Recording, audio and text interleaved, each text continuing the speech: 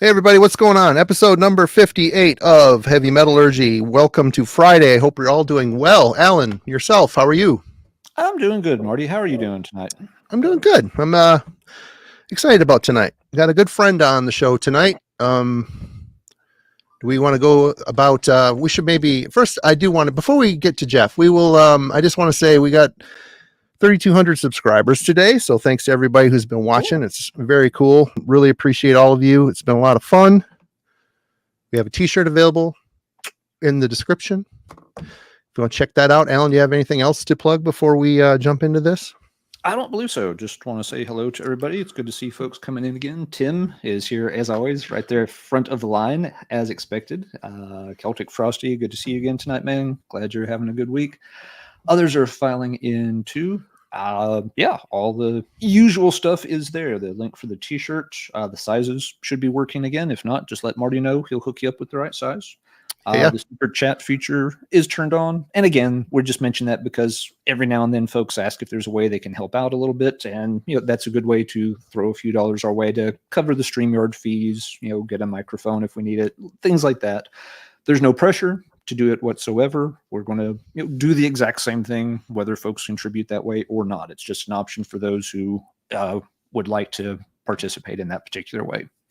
But no, other than that, I think we're both pretty excited tonight. We've got, a great topic. We're going to be diving really deep on something that we're all pretty passionate about. This album right here. We've got just 2 hours of discussing Don't Break the Oath for you. Wait, hold on. I didn't think that album existed to you anymore. Oh, that reminds me, Marty. There's this band you should check out from Germany. It's called Halloween. Yeah. I'll take it back. But no, see right here. So we got to discuss. Don't Break the Oath is a very serious warning from fate for all you folks, and so we got to dissect this and pull this apart tonight, so we fully understand and appreciate the warning that's being delivered on the cover of this album.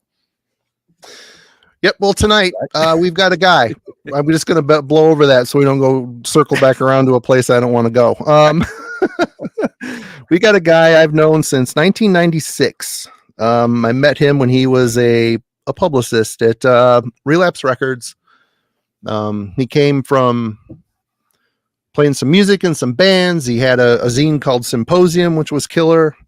He did the Relapse gig. He went on to be a co-editor of Metal Maniacs, which he brought me on, gave me a shot, which I'll always be very appreciative and in wonder of. Thank you so much. And he's gone on to do amazing things. He's an author. He did Mean Deviation, 4 decades of progressive heavy metal. He's done a book called Soul on Fire, The Life and Music of Peter Steele. I'd show my copy, but I loaned it out a year ago, and it's seemingly gone. That is a hard book to find these days, I tell you. Well, I'm sure I can get it back, maybe. Oh, no, for those looking for it, it can be a pain to track down. Volume. And he's here tonight. We've been wanting him on for a while. He's got a new book coming out called Destination Onward, The Story of Fate's Warning. I want to present all of you to the man, the legend, Jeff Wagner. Woo! What's up, man? Thank you. The legend thing was unnecessary, but whatever. Well, I had to say, I had to sell it. I love you guys. Give these guys a bunch of your money, because just being a person that also does a podcast, not a video one, because that scares me. But you guys are so amazing that all that stuff really does help. Yeah, any show of support. I forgot to mention the podcast, but we will talk about radical research here in a little bit. But Jeff, thank you so much for joining us tonight. It's really cool. It's finally cool to get you on. We've been planning this for a while now. It's good to finally have the planets align. We have something good to get behind to help promote a little bit. And obviously haven't seen the book yet. And it's kind of funny because I've got something wrote on the top of my notes here. I remember you telling me a long time ago about how you were in high school, I believe, and to your English class, you guys were working on something about poetry or something, and you brought in a bunch of lyrics for Awaken the Guardian for your teacher to go over or whatever. And that makes my comment, why Fate's Warning, kind of funny, because I know the answer to it. I just want to hear you say, why Fate's Warning? Great question. How much time do I have? We have all the time you need. There's no time restrictions here. So anyway, so that was our English lit class. I think I was a senior. Yeah, I was just a fresh senior in high school. He had assigned us a journaling exercise. We were supposed to journal every day for a few weeks and get a feel for that and what that was all about. And so this is in early 87, late 86, actually. And Awaken had just come out. And this was it was still kind of early days for me in terms of getting into the band. I got into them through the Best of Metal Blade songs, Apparition on there, and Damnation. And I just, amongst everything else I was getting into at the time, whether it was melodic heavy metal or super brutal stuff like Bathory or whatever, I mean, those two songs meant a ton. So when Awaken came out, that was the first one I got as an album. And even though I wasn't sure about it at first, it wasn't an easy album, and I wasn't looking for easy even then, but I was already well into like Voivod and kind of difficult stuff, but it seemed impenetrable at the time. So I really got into it. I was into it at the time of this journaling exercise. He just caught me in a good 3 weeks, and I just wrote about it. And the guy said, "I'd really like to hear it." And this was a little unusual. Wow, that's unusual. He was a young guy. He seemed cool-ish, but it was still, the teacher-student barrier was still, pretty thick. And there weren't other people doing a ton of stuff for him in the journaling exercise that was extracurricular, right? He didn't request things, but so I knew that was special. So I made him a tape of Awaken. He listened to it. I think I copied the lyrics for him, the inner sleeve of the vinyl. Shitty Xerox too, because it's kind of dark on dark and it looked terrible, but he was able to decipher some of the lyrics, and he got back to me and said, "Look, I'm not into the music. I just can't get my head around it, but they are doing something so sophisticated and artistic with heavy metal that I just didn't think was possible." Like, he had that stereotypical vision of the genre, right? That everybody had, certainly in the mid 80s. And it turned his head around on what metal could be. And I was just like, wow, I won a victory I wasn't even trying to win. I was just trying to share, But yeah, that album is just massive for me in a lot of ways. Other personal ways I don't need to get into. I wrote a little bit about it in the intro of the book. Yeah, it's Oh yeah, no, and I think it's Fates for me. The first three, Awaken is, one of the top 5 for me of all time, and I remember when No Exit came out, like the what the hell moment with, new vocalist, and I wasn't feeling that, although I ended up liking the album. The band obviously went quite a ways from their beginning. Yeah, you've stuck with them over the years, enough so that you want to do down the road when you were able and, established enough to write a book about it. I mean, a band that makes changes, it tends to shed a good chunk of their fan base, but you've stuck with them over the years. I mean, how has it been over the years riding along with this wave that these guys have been casting? Well, it hasn't always been smooth sailing. I think Rush fans and Voivod fans and any fan of a band that changes a lot, Metallica. Well, sure. Yeah, no, it's not, I don't think there's a single band out there that's changed this much where any of us have that, like, oh, I love every era, so I'm not like a blind fan. However, I was always really interested in what they were doing, and it seemed like where they were going, my heart was always in it to some degree. Like, I understood Disconnected, as shocking as it seemed to be at the time. I understood sort of some of even the later stuff, Theories of Flight.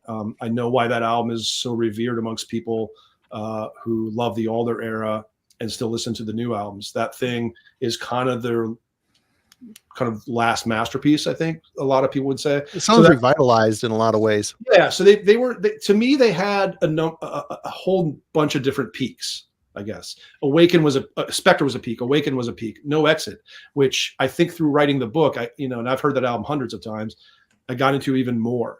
It surpassed Perfect Symmetry for me as far as my favorite Alder era album. Love Parallels, I thought that was a certain peak. A Pleasant Shade of Gray, certain peak. Theories of Flight, a certain peak. So I feel like they just they were always true to themselves. Didn't always like everything. I mean, there's FWX has some problematic moments for me. Disconnected has a couple songs I still don't love, but like generally the band always resonated with me no matter where I was at in my life, and no matter, of course, where they were at. So yeah, that gets into your DNA pretty heavily when you are as connected to music as people like us. So yeah, I mean, they changed a lot, but they still really remained connected to what they were, and they didn't really, once they got into the new era, they didn't really deviate it from it much, which it makes it good for people that like the change. You know what I mean? sure. And for me, we were talking in the dugout for a second, 90% of the post No Exit albums were the first time I heard them was the last 2 weeks. Right. And I've got a newfound respect for them. I mean, I wasn't super in the mood, but I could really appreciate the talent, what they were doing. And I think in the right frame of mind, and maybe in smaller doses, like an album here and there, trying to plow through them all in 2 weeks. It's a lot to process. It's a lot of music to take in. Well, it's a lot of change between Perfect Symmetry and Long Day Good Night. I mean, that's a lot of stuff. Yeah. Yeah. Well, one thing about your books, Alan, I don't mean to cut you off. Everything you want to add to that? I'm so sorry. Oh, no, you're fine. Go right ahead.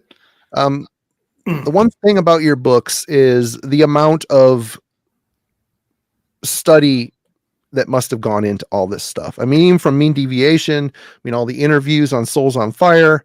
I mean, there's a lot. You're not just sitting down and writing a story. You're actually pulling data from a lot of different sources. And I guess with this book, I'm curious, how much access did you have to the guys? How much access did you have to the archives, more or less? Yeah, I mean, being my third book, I just, from what you're saying, I just realized myself now that like all the research and interview process was completely different for each book because it had to be, especially with Soul on Fire not having the band involved, and that's a long history that most people actually don't know. And it's a different kind of people too. It's a different culture of people. Well, yes, it is. But for this one, this was great because I've known Jim, through wearing different hats since Metal Maniacs. I had contact with him before that, but he certainly doesn't remember. I do. Yeah.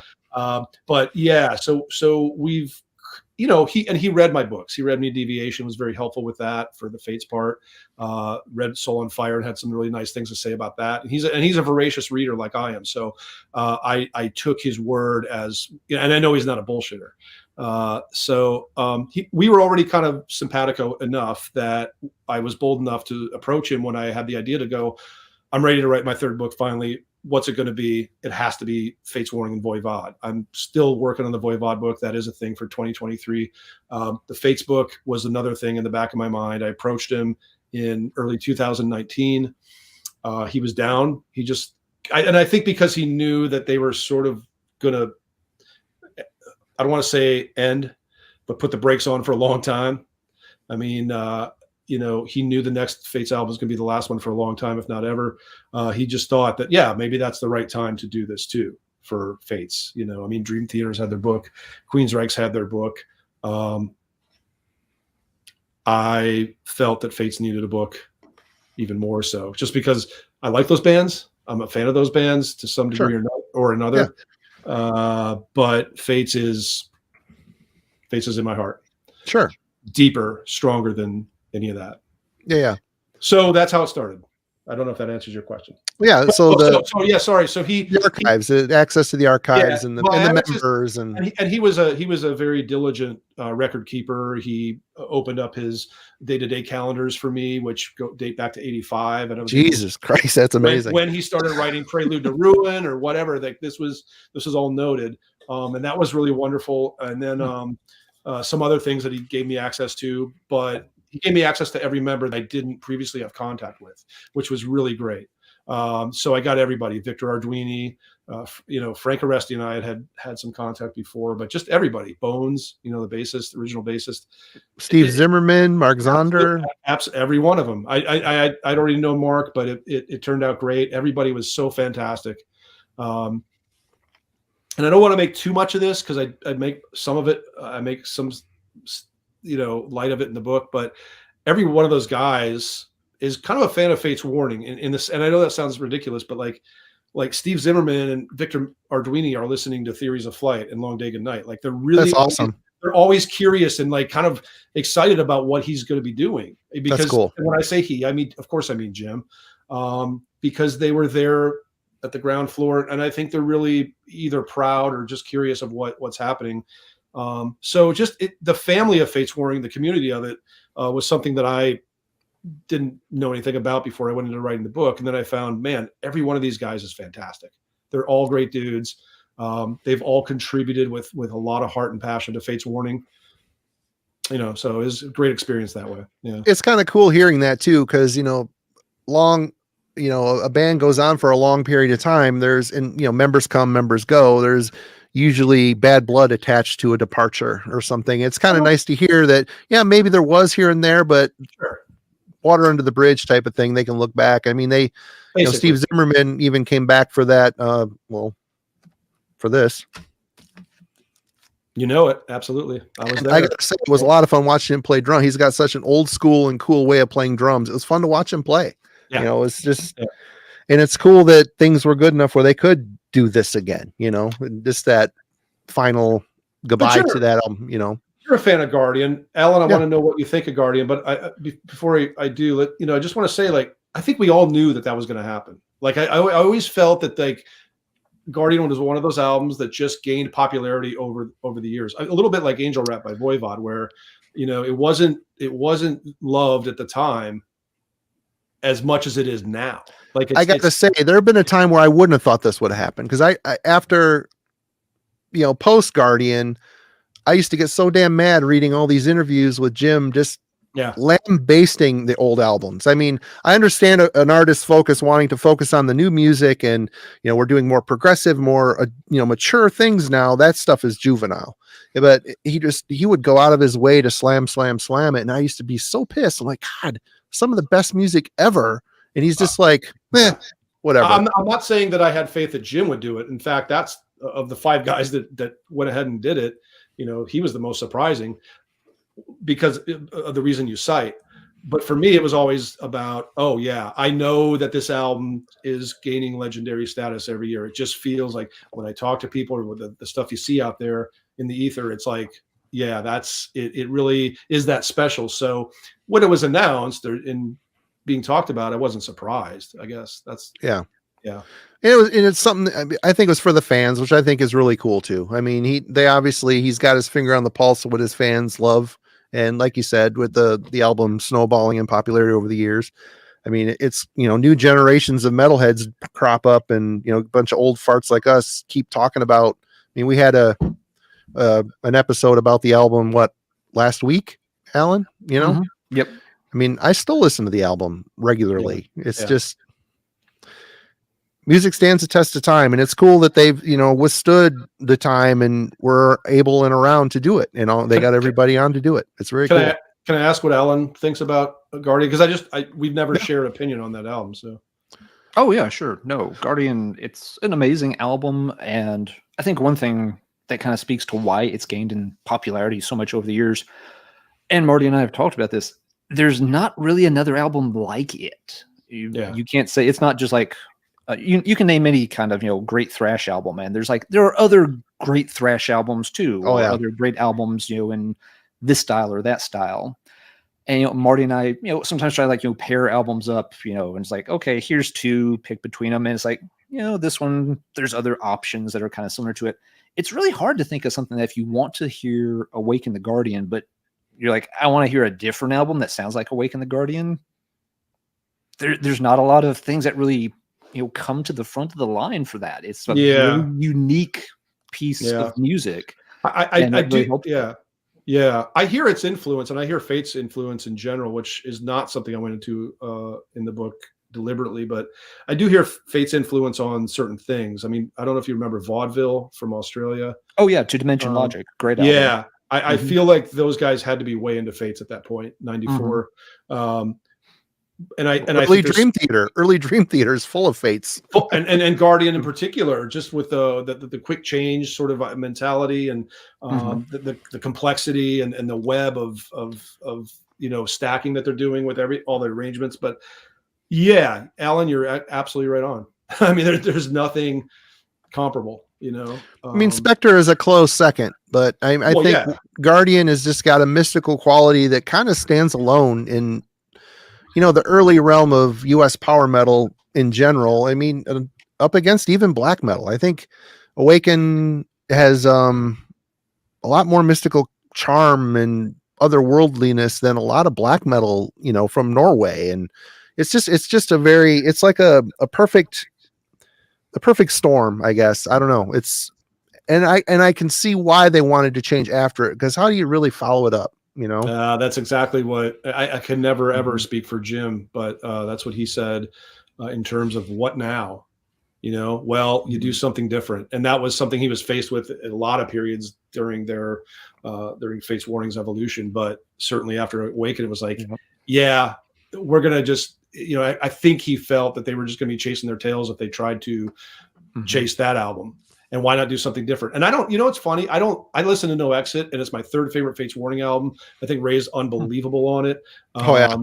Crushes. I think all of it's great. I have nothing bad to say about that album. I think it's near perfect. And there are more moments of Guardian on that than I think it got credit for back in the day. And even now, definitely on Ivory Gate. I think that's the most Guardian-ish of the compositions, but like even throughout the first album, I do hear traces of it. So it's not like they changed completely. And I think a lot of people think of it that way simply because of the new vocalist, right? Yeah.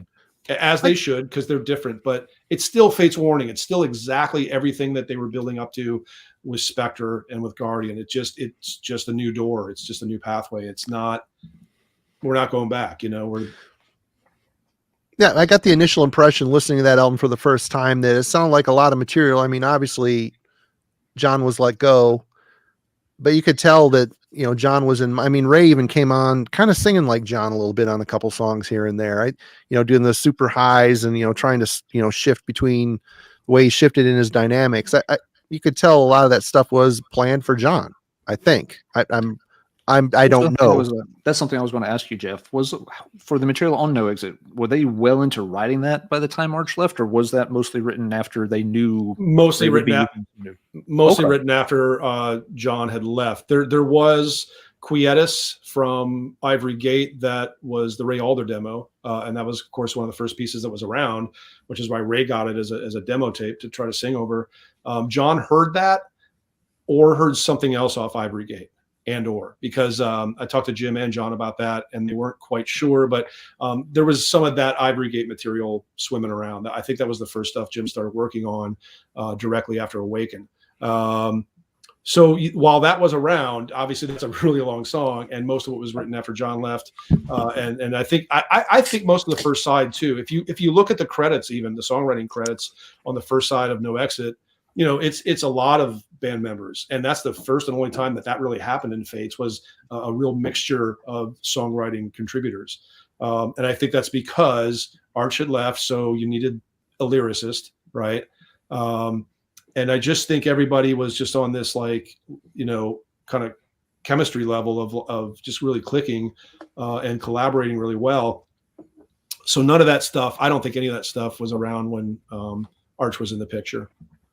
Wow, that's incredible. I mean, what was the 2-year difference? I mean, there was 2 years, and they toured for Guardian for a little while afterwards. I don't know how extensive their tours were.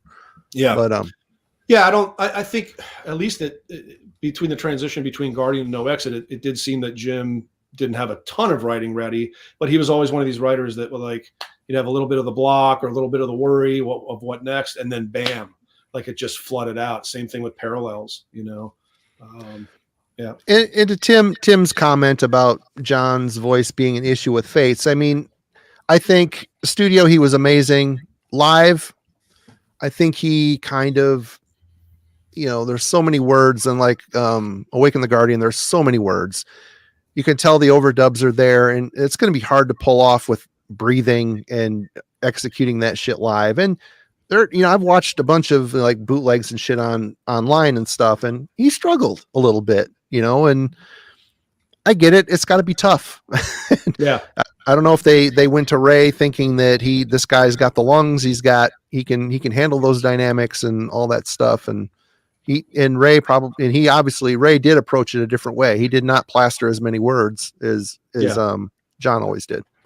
And I'm not somebody that's into like the over wordiness of certain metal vocalists, but I think Arch was just such a master. Oh, you know, I mean, we know all those layers on Awaken that you wouldn't have it any other way. But Yeah, I don't think they were consciously moving away from that as much as they were just, well, here's Ray, here's what he's got, let's work with it. And then I think they worked with it extremely well. I think they adapted to him and he adapted to them. You know, he came into the band as a huge Fates fan. He worshiped John Arch. So he knew the big shoes he had to fill. But I think, I don't know. I think that just, it seemed like Jim and the rest of the band always welcomed an excuse to be fresh with the next direction. You know, why they were never scared. I mean, the proof's in the discography.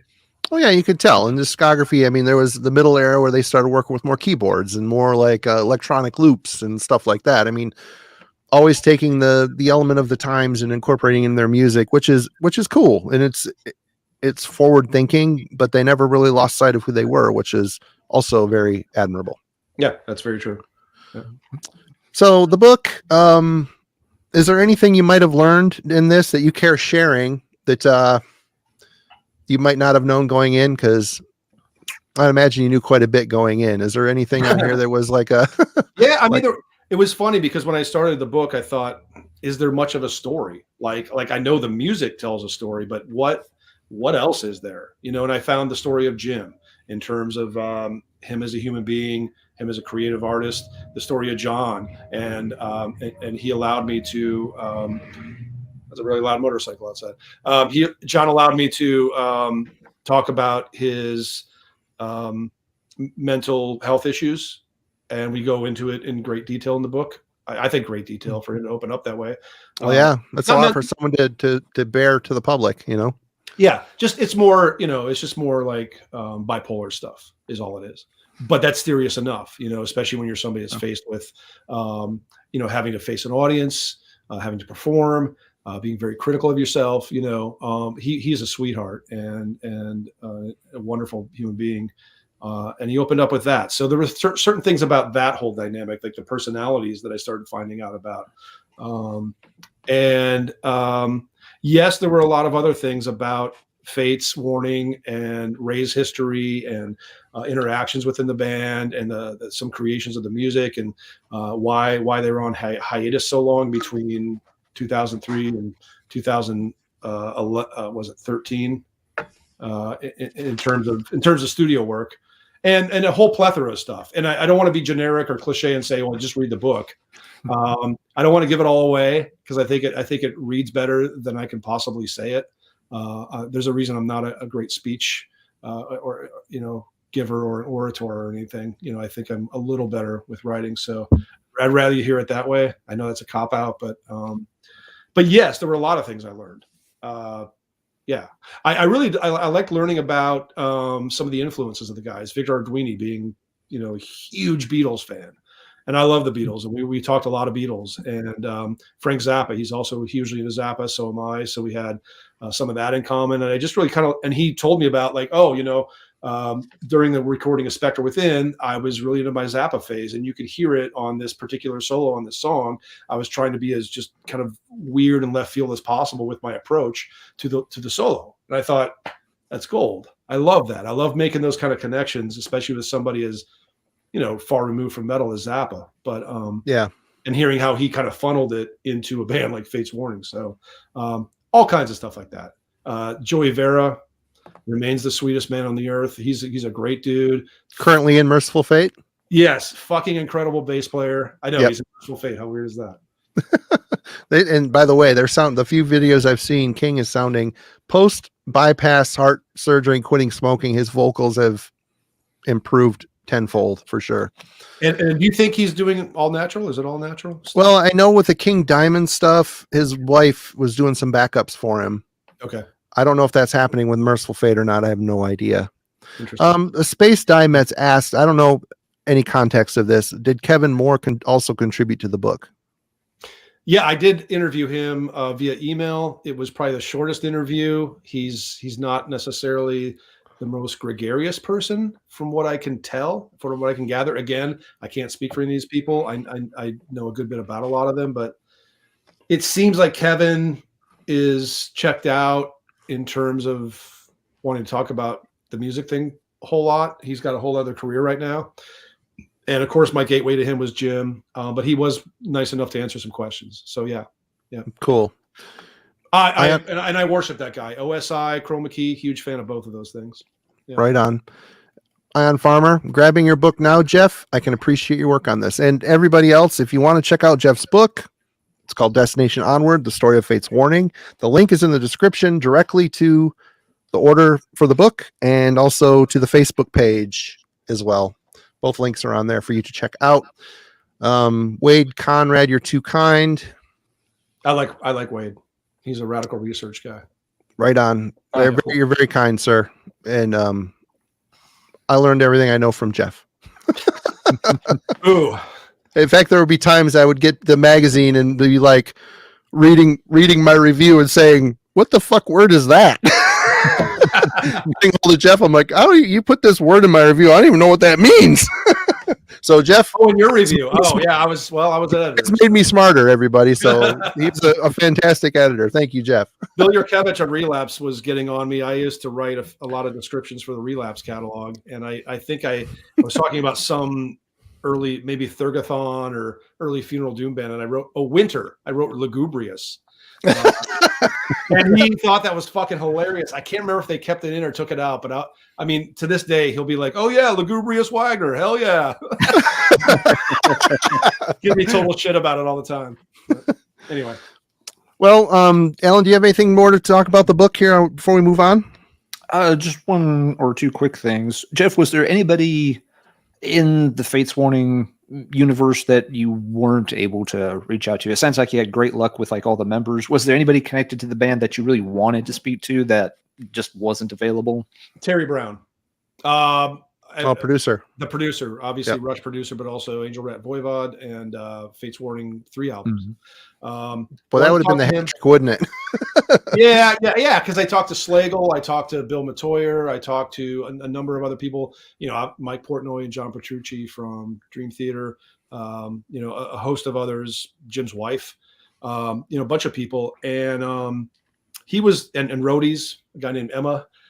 Dave Abrizo. But yeah, Terry Brown was one, and I had Jim send him an email, I think, to open up a conversation. I don't think Terry ever got back to him. I think it was just like Terry's just doing whatever, and those guys have a lot too. He probably gets it a lot.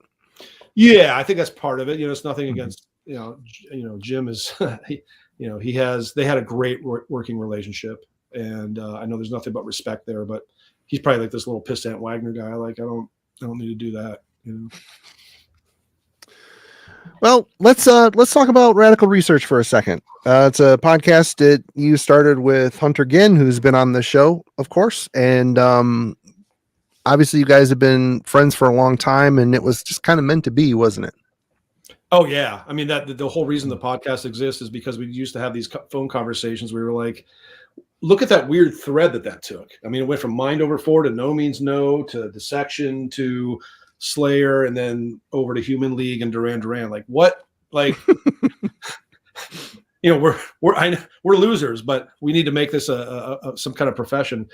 And we also were, and always will be, like hyper into like post black metal Norway. The Arcturus, Solofald.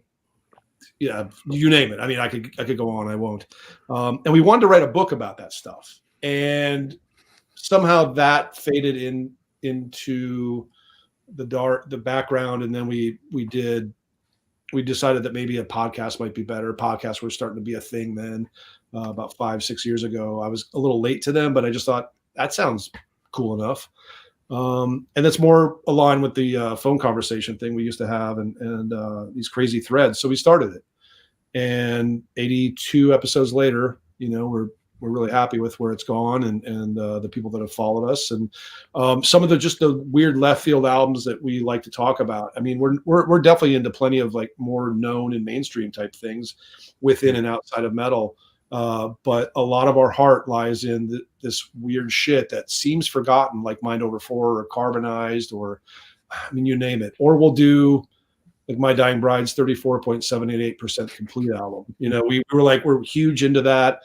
We want to do an episode on it. And who else is going to do that? Probably nobody.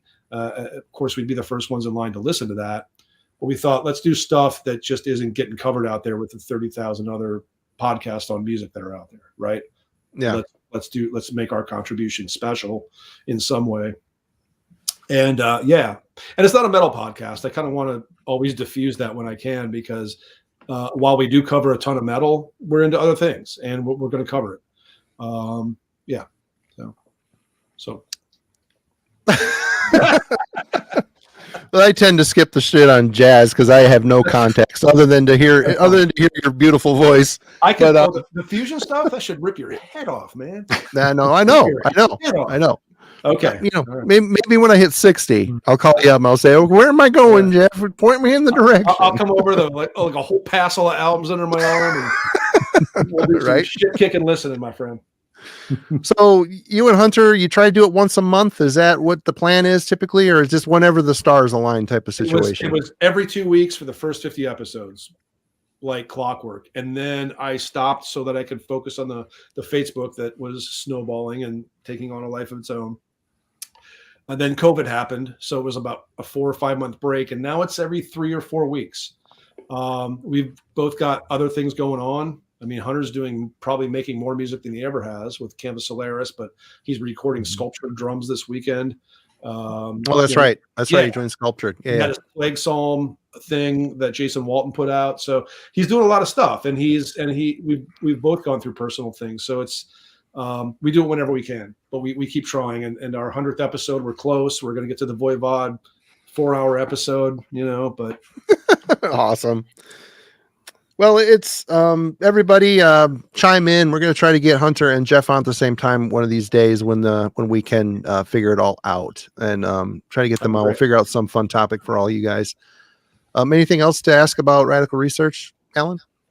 No, I think as Jeff mentioned, it's not a metal podcast, but I definitely would encourage people to check out some of the non-metal episodes. They cover a lot of different proggy stuff, and it's areas and realms I know very, very little about, but I learn a lot listening to them. And, it encourages me to go, check out some things, and some of them click and some of them don't, but you will learn a lot, and you'll learn a lot of, the connections, things like, you can start to find out, where some of your metal heroes, got their influences from some of these different 70s acts. Sure. And, just, connecting some of the dots is always really fun. So even those episodes, they're always worth checking out, even if it's a band or an artist that you're not that familiar with. Thank you. And I gotta say, I love the casual feel of the podcast and the camaraderie between these two guys. It's like one of those deals at the end. They're like, "You hang up. No, you hang up. No, you hang up. No, you hang up. Oh, you hung up. What's wrong? You mad at me?" Yeah, man. Hunter and I bonded. It's killer. Hunter and I bonded right away through music. We're 10 years apart in age. He's 10 years younger. But just the fact that we had all these disparate bands in common, it was so weird how I just never met anybody who went all these kind of different pockets that I do. It's fairly eclectic, and none of us are trying to listen eclectically. It's just what we love. But man, Hunter he was just like, this guy was like, we were separated at birth, and personally we got along. We also have exact same taste in comedy, which is something we're both, nerds about, and just everything else. So yeah, I love Hunter. I think he's the very best. Funny story, metal theologian Aaron, I bought an album by Todd Rundgren's Utopia because of you bastards. It's funny. Here, just before COVID, it was 2019, I guess, Jeff and our friend S. Craig Zoller came up here to visit, hung out for a few days. And before they left the local record store, Zoller bought me a Utopia album. Which one? Fuck. Raw? Or did it have the big eye and the light blue, baby blue cover? It seemed like it was a very complex, very pretty cover. It wasn't just an eye. There was like a building on it, maybe. I don't know. Oh, Oops, Wrong Planet. Maybe, yeah. I've listened to it twice. It's actually surprisingly quite good. Again, the whole prog realm, not my thing, and I'm almost begrudgingly don't want to get into it just because I don't want to know. You told me that before. You're like, if I go down this rabbit hole like I have with metal, I don't have 60 more years of my life. I know. We're all getting up there. I'm on the downward slide into that giant cavity in the earth. That's where I'm heading. And Marty, you need to listen to maybe a third less Halloween. Nope. Marty gave up a third of Halloween's catalog last week, so he's got plenty of time now, Marty. He what? Okay, listen, we do this thing for fun on the show called Keep or Reap. We pit two albums against each other, and we have to pick one. The one we keep, we can listen to forever. The one we don't keep, we can never hear again. It's like a fun little game we do. Okay. So let's do a keep or reap with Jeff right now. Okay. Here, just off the top of my head, let's do Fate's Warning, Awaken the Guardian versus Arcturian. Oh, you can never hear it. Whichever one you don't pick, it's gone. It is magically. I mean, of course, I have to say Reap Arcturian. Okay, but it hurts a little, doesn't it? Yeah, you son of a bitch. See, this is the game, and we did a whole episode on it, and these fuckheads were putting like shit up against Halloween that I just couldn't. It was tough. It was your choice, sir. You always have a choice in the game. You made a choice. Well, you consistently kept choosing Halloween. So offline, before we went live tonight, Alan held up "Don't Break the Oath." Did you pick something of Halloween's over "Don't Break the Oath," Marty? No. When we did this early on, when we first started this game, we just like a fun little filler episode when we didn't have a guest or whatever. I put Awaken the Guardian up against Don't Break the Oath. I figured they're both mystical in their own fashion. And I put it up there, and he chose Awaken the Guardian, and so for him to even have that CD is shock and horror of dozens. Yeah, people are still giving him shit in the comments about it too. It's pretty fun. I mean, dude, you're talking about two perfect albums. I mean, I know.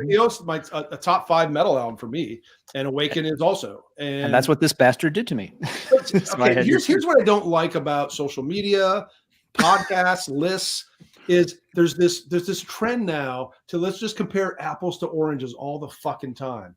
I get what you guys are doing, and I know you guys, so I love it.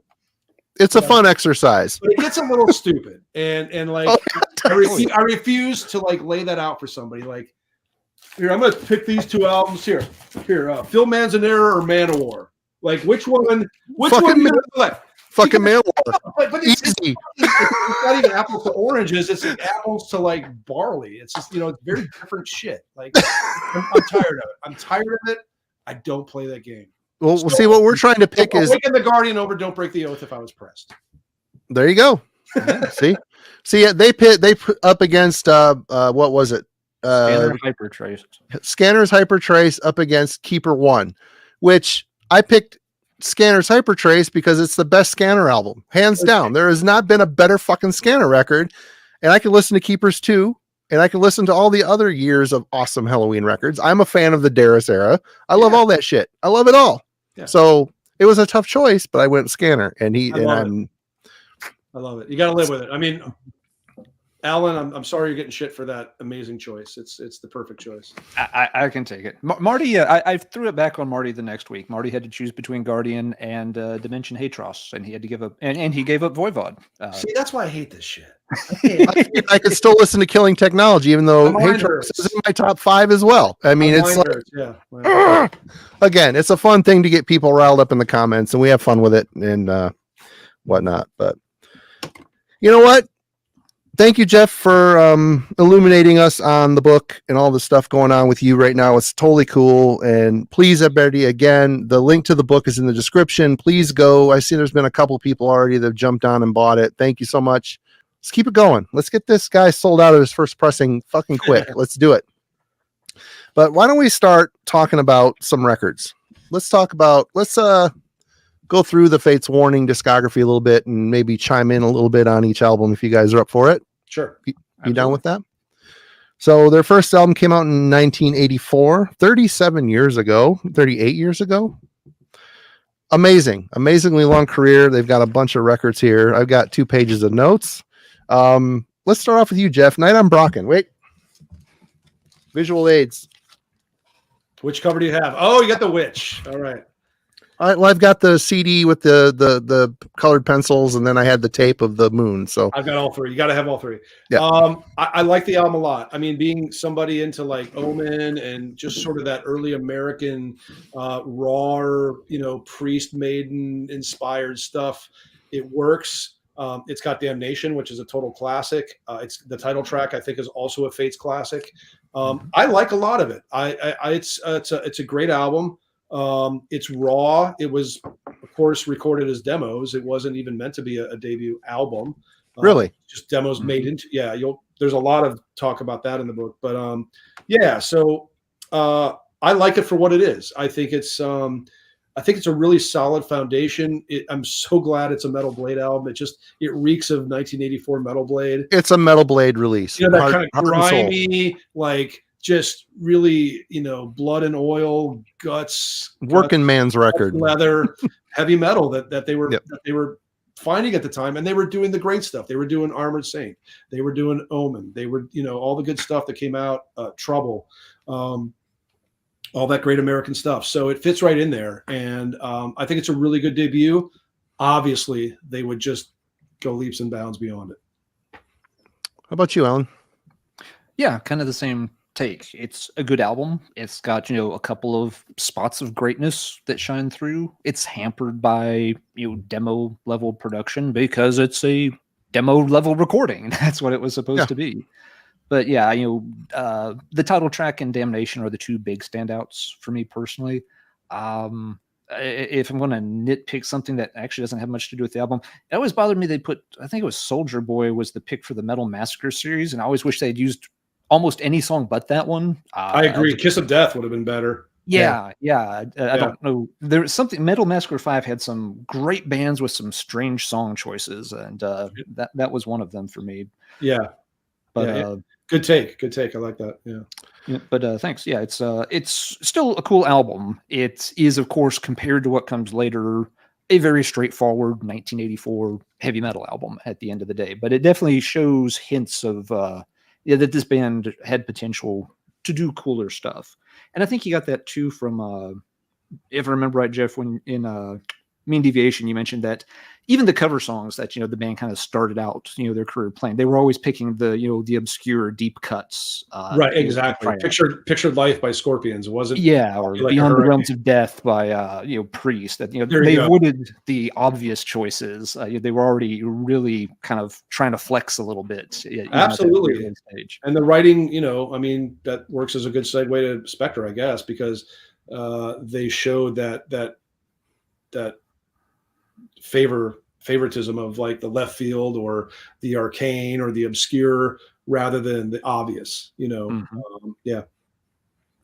Yeah, for me, it's I like, along with you, the first time I heard Fates Warning was on the Best of Metal Blade comps and was very intrigued. And I think Specter was probably my first, but I got this as a close second, and I love the album a lot. I mean, yeah, it's got its raw qualities, but you could tell the band's kind of hungry. It's very much a working man's ethic. And like a lot of US power metal, like, Omen, we mentioned Omen, there's some maidenisms in here, which for me at the time was perfect. That's what I kind of wanted to hear. But yet you got songs like Damnation. I even like Misfit, The Calling, Kiss of Death. I mean, there's great. And I've never seen a headband wore so high in my life. Look at that thing. It's about to slip off his head. He has very little follicles left holding that shit on. But there's a great, and not to press my book more, but there's a great picture that I had to print that I don't think anybody would print.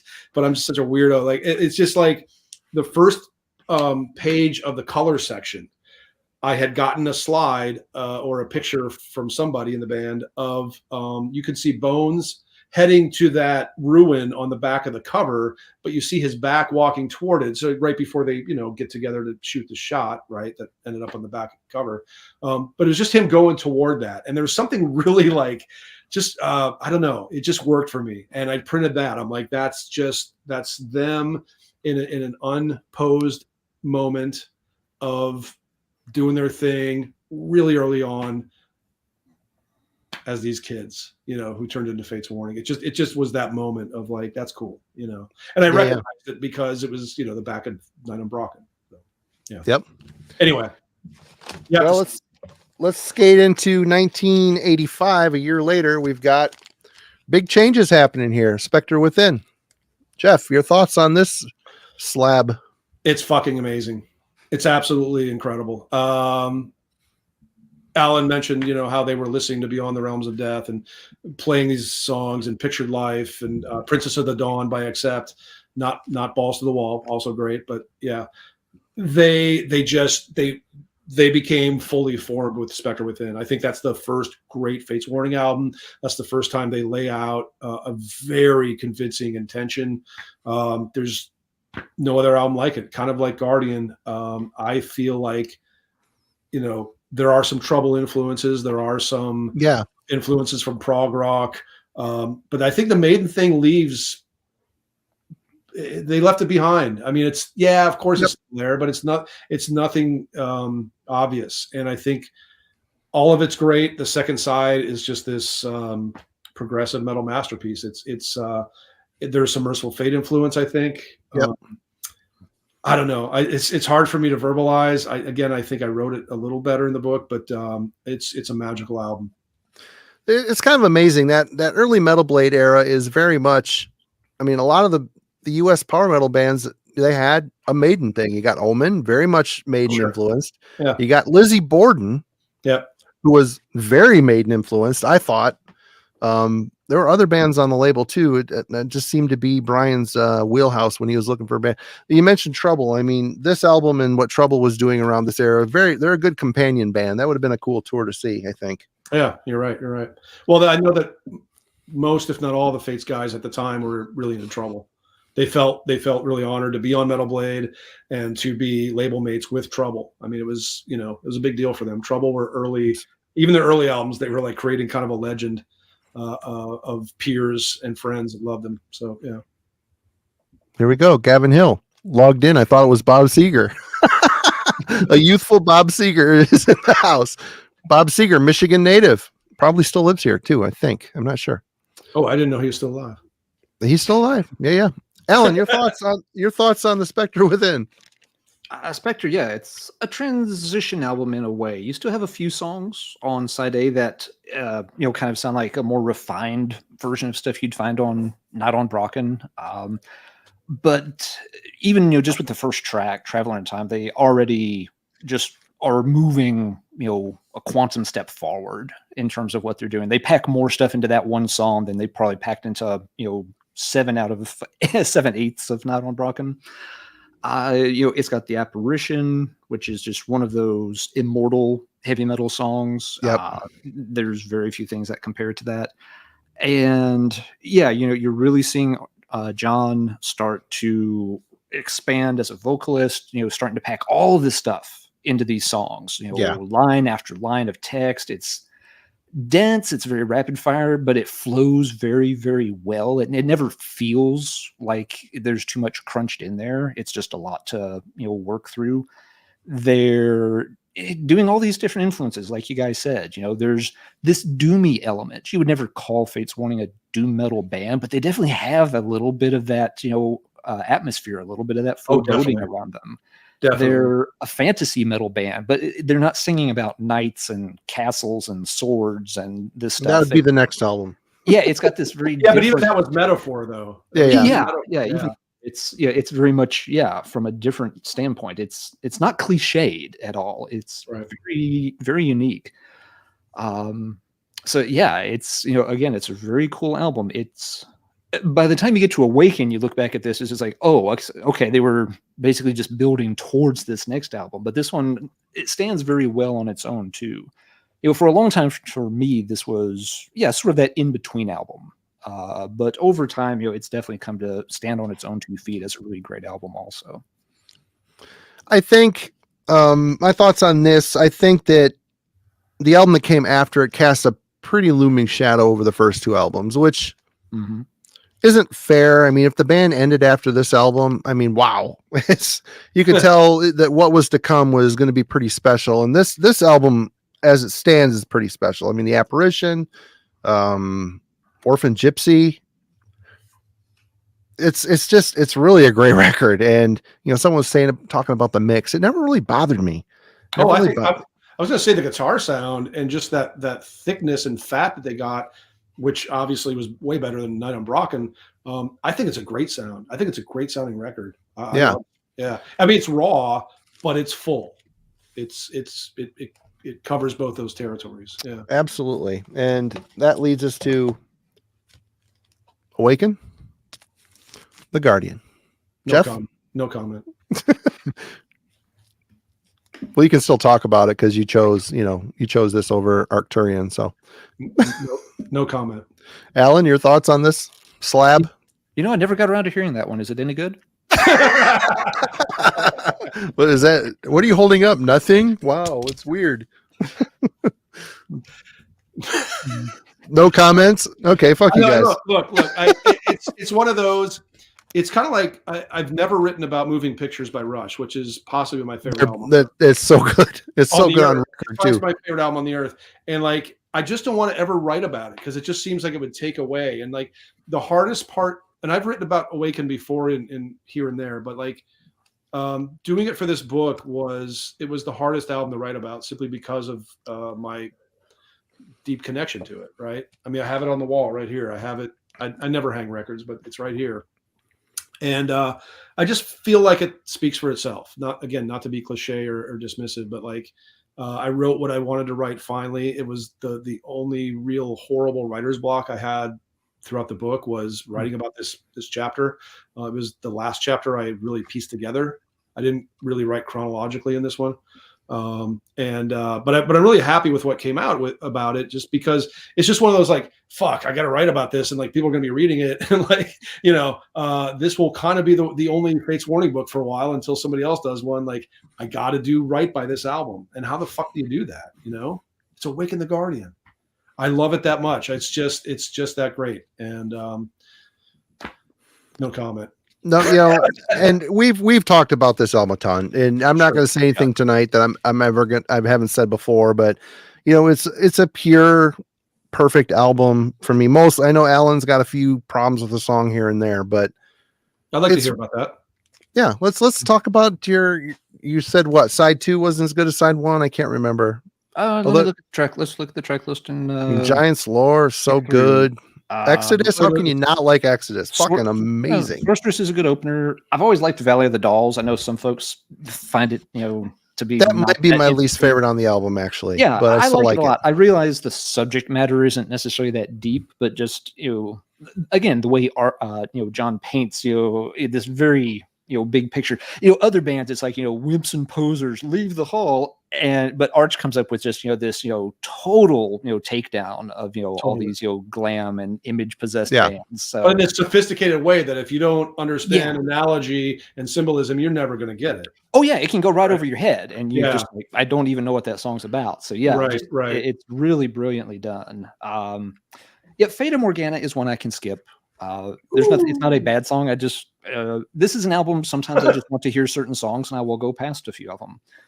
Guardian might be for lack of a better term, the prettiest heavy metal song. Dude, that song brings me to tears. I could put that on right now and cry, which is, it is what it is. The thing I wrote about it in the book, essentially, and I wrote a lot about it, the whole Karen Quinlan case that's based on, some of John's experiences with his brother that he goes into a lot that I didn't know about. There's a few pages on Guardian just by itself. Mm-hmm. But the one thing I wrote about it was, I think the reason I was so moved by it when I was 17 and now when I'm 53 is that it was the first time I'd heard beauty in metal, or heard metal that was beautiful, and without, I didn't have any compunction about it being beautiful. I thought, this is so sublime, and I'd never heard metal be sublime in that way before. So I think Guardian, man, it's legendary for a reason. That song. Yeah, very much so. And it brings me to tears just alone. I mean, before I even sat down and investigated the lyrics, I mean, just the melodies, the way the song flows, John's, the passion and heartbreak, it sounds like, in his vocals. It's just so fucking good, man. It just gives me chills thinking about it. And like I said, I get all misty. And Exodus is another one of those songs. What a great closer to this album. Oh, absolutely fantastic, epic. I mean, this is a 10 out of 10 record. And if anybody in the chat don't know, you got to fucking get with the program, really, because it's just one of those albums that, granted, being with this record since it came out, I'm still not sick of it. And I've listened to it 1,000 times. Oh yeah. Easily 1,000 times. I hear new things in it. I swear to God, I hear new things in it. Yeah. Sometimes it might be like a hi-fi upgrade I've made, or a whatever the environment is, but like, yeah, I've certainly heard new things in it, which astounds me as much as I've heard it. And I love that. I think that's what separates music from the other arts, is there's almost limitless experiences you can have with it. And this isn't fair to Fate's Warning, but you know, I had such a profound connection with Guardian that the band just never could get me there again. You know what I mean? They're just the change. It seems like at the time I couldn't go where they went. You know, I couldn't go where they were, and I didn't understand where they went. Because I like this so much. It was so hard to fully let go and be okay with the progression and the, you know, coming back on it all these years later. Like I said, listen to it for 2 weeks.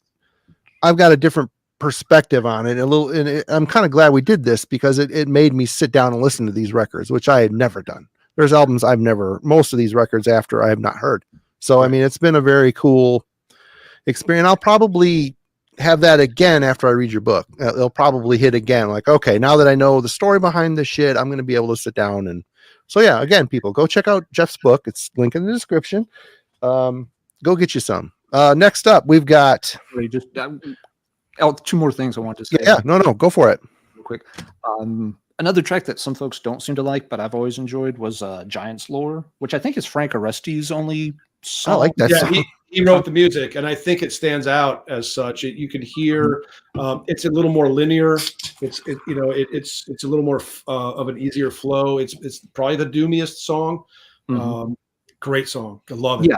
Love it. And it's a really good example of, again, Fate's, doing the, medieval fantasy thing, but in this, very different, allegorical approach. It works really well. There's a bit of a story about that in the book that, again, I won't tell, but it does come from literature that John Arch absorbed and then sort of unknowingly years and years later wrote the lyrics for, and then realized, oh, this was sort of unknowing influence from this thing I read earlier. So anyway, yeah. Giant's Lore is great. And you, another thing I think you had. You said a couple things. Yeah. Oh yeah, the only other thing I was going to mention, because Marty asked what other tracks never really clicked with me.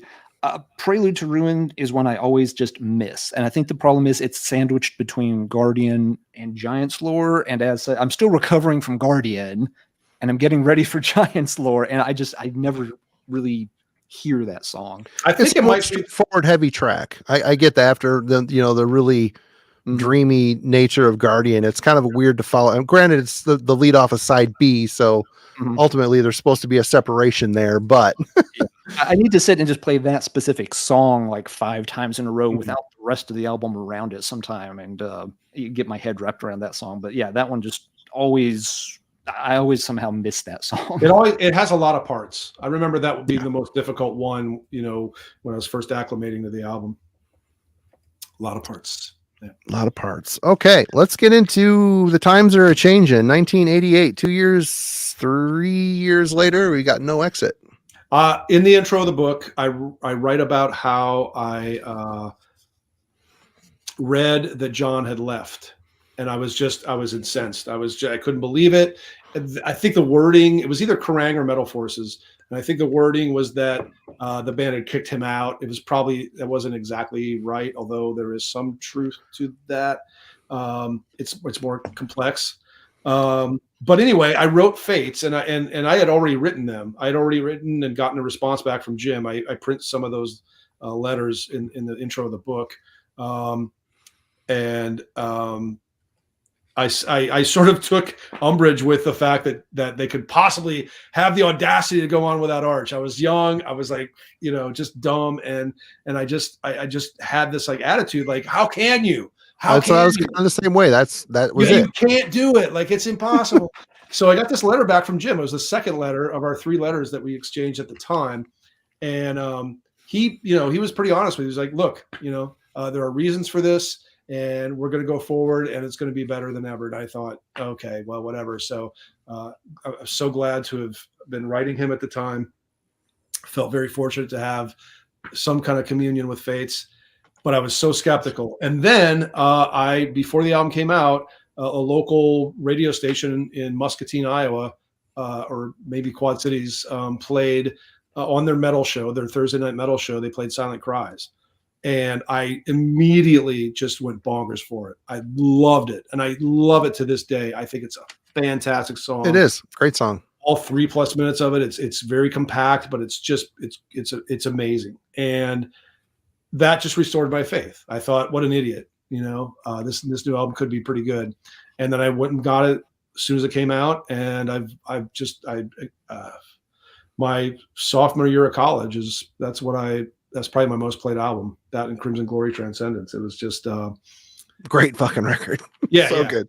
But No Exit was right there. And love it.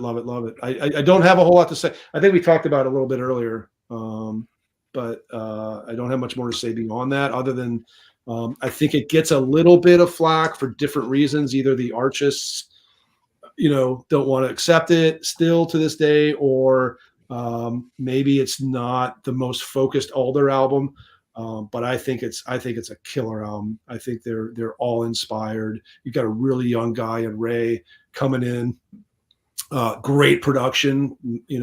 Roger Probert, and to a lesser degree Max Norman, because even though Max Norman is the bigger name, he didn't have as much to do with the sound of that album. But I think the sound of that album is brilliant.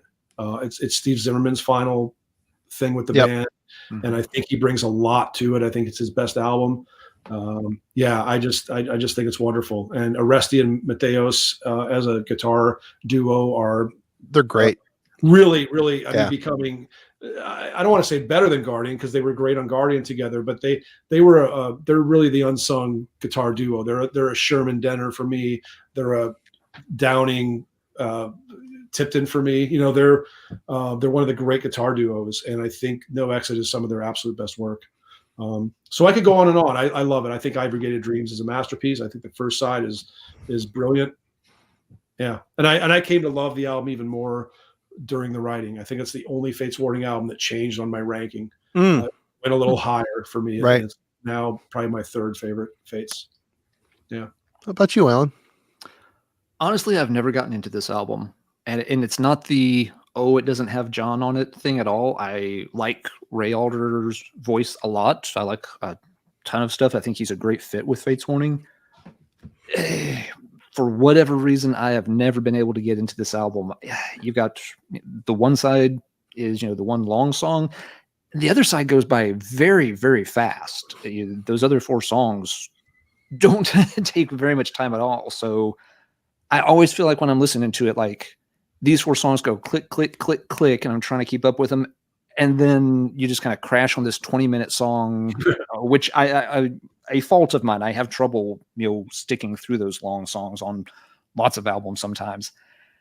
So just the composition of the album is not set up well for me. I never liked the cover art.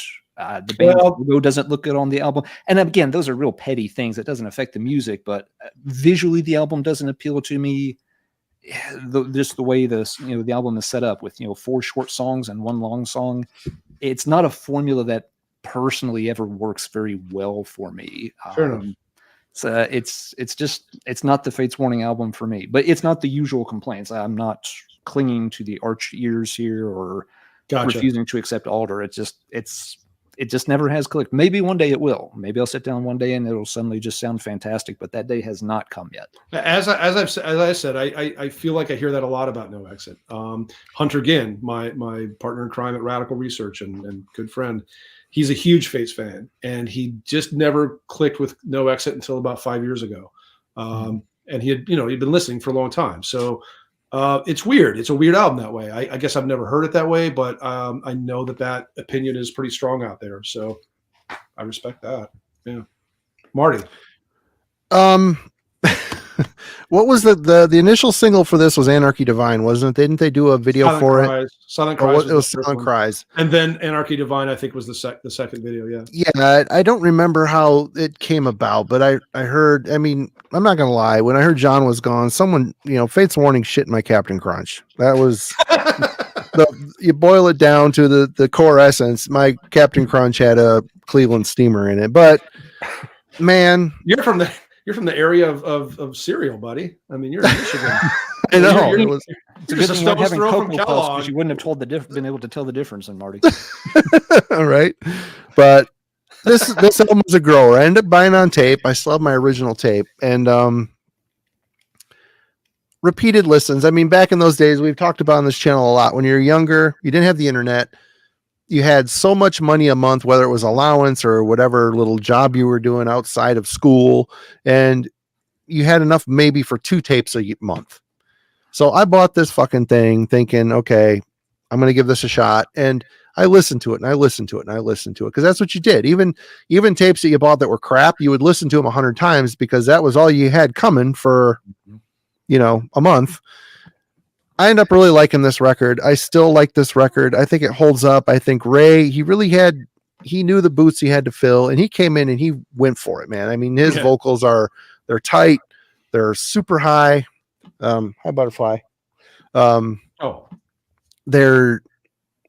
He did a great job, amazing job. And at times he's got a bit of an Arch-esque feel to his voice, I think. But yeah, I mean, I liked it. It's a little bit heavier. I mean, like I said, you're following up a monolith of a record. It can't be the same record.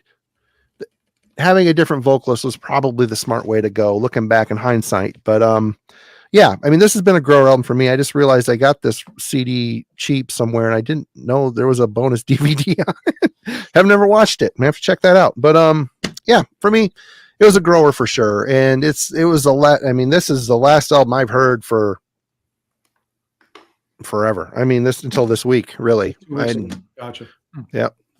But let's go. I don't know. I don't have visual aids anymore. So if anybody has pictures, want to hold up a cover, that'd be cool. But I don't have them. I've got vinyl over here, but okay. Perfect Symmetry, 1989. If you want to grab it, go for it. Or Alan, did you have them? Do you have it? Alan, go first. I'll grab the vinyl.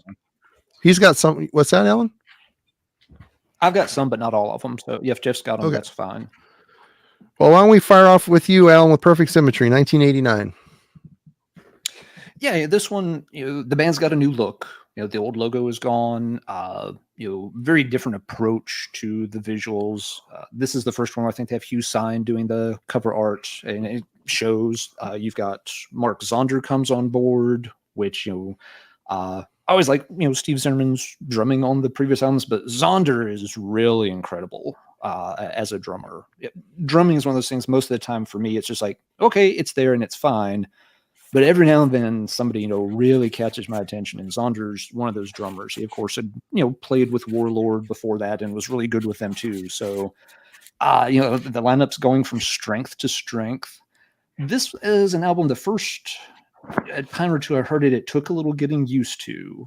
And part of the problem was I was playing, an old vinyl copy on a really cheap turntable. So that was affecting the sound.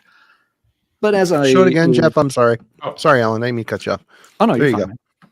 But yeah, this was one of those albums that each time I played it, like another song would stick. So like the first time through, it's like, okay, that's very different. And then like the next time through, it's like, okay, I like this. The arena is good. And then the next time I'd play it through and be like, okay, now I like the arena and this song. And so this was a grower of an album. But yeah, it got to the point where I do like it quite a bit. It gets a reputation as being a little bit cold or mechanical, which I hear a little bit of that, but I think maybe it's a little overstated. There may be the cover imagery may be bleeding over and creating a little bit of a bias there. It's not really that, cold or clinical or industrial sounding of an album, at least to my ears today. Maybe I'm listening to a remastered version that sounds different than the original at this point. But yeah, the album comes together pretty nicely. It's, it's got, still those, hints of, foreboding. This is, they're very much starting to get into this more kind of introspective nature that becomes a calling card for the band. But, there are still songs, that they're, at this point moving forward, Fates gets very good at writing these songs that, are still very good as songs. They're still, catchy. There are things that you can latch onto pretty quickly with a couple of listens. So yeah, while it's not my favorite Fates album, it's one that has climbed the ranks continuously. Every time I go back and play it, this is one that, I continue to find things that I like, and I keep liking it better and better with time. If you'd asked me 20 years ago, I'd been like, yeah, it's okay, I guess. But at this point, no, it's a really solid album, and I do enjoy it. Jeff. My fourth favorite Fates Warning album. I love it. Talk a lot. I have to go pee. I'll be right back. I'm glad we have that freedom. Thank you. Yes. Yeah, I love it. I think it's a great album. I lashed onto it really quickly when it came out. Zonder, Mark Zonder, the new drummer, is a huge factor, and they had the balls to open up with Part of the Machine, which is a really wild polyrhythm of a thing to open up with. He's just I don't think I'd heard drumming quite like that before. I think Neil Peart, we can talk about. Now in the intervening years, I hear, I've listened to so many drummers on that level, but at that time that was a pretty new way to approach drumming and metal. And then you get Through Different Eyes as the second track, which couldn't be more different than Part of the Machine in terms of what it's trying to do. But I think it worked. I think it's a beautiful song. We talk about beauty in metal with Guardian. This was another one that I thought was really emotional, and does get me deeply at times. And then the rest of the album, which I think you're right, Alan. I think it's while it's technical and cold, I do think it is. I also think it's a bit more metal. It's a bit more straightforward than it gets credit for, maybe because of the guitar sound, which is quite different and techie sounding and thinner maybe. But I think you get the arena, and you get stuff like it's all over the place on that album where it's you can hear the early Fates Warning in there. It's just it's a highly evolved version, Static Axe, another one. And then the Great Prog Workout at Fate's Hands. They're really covering probably a wider base than they ever had.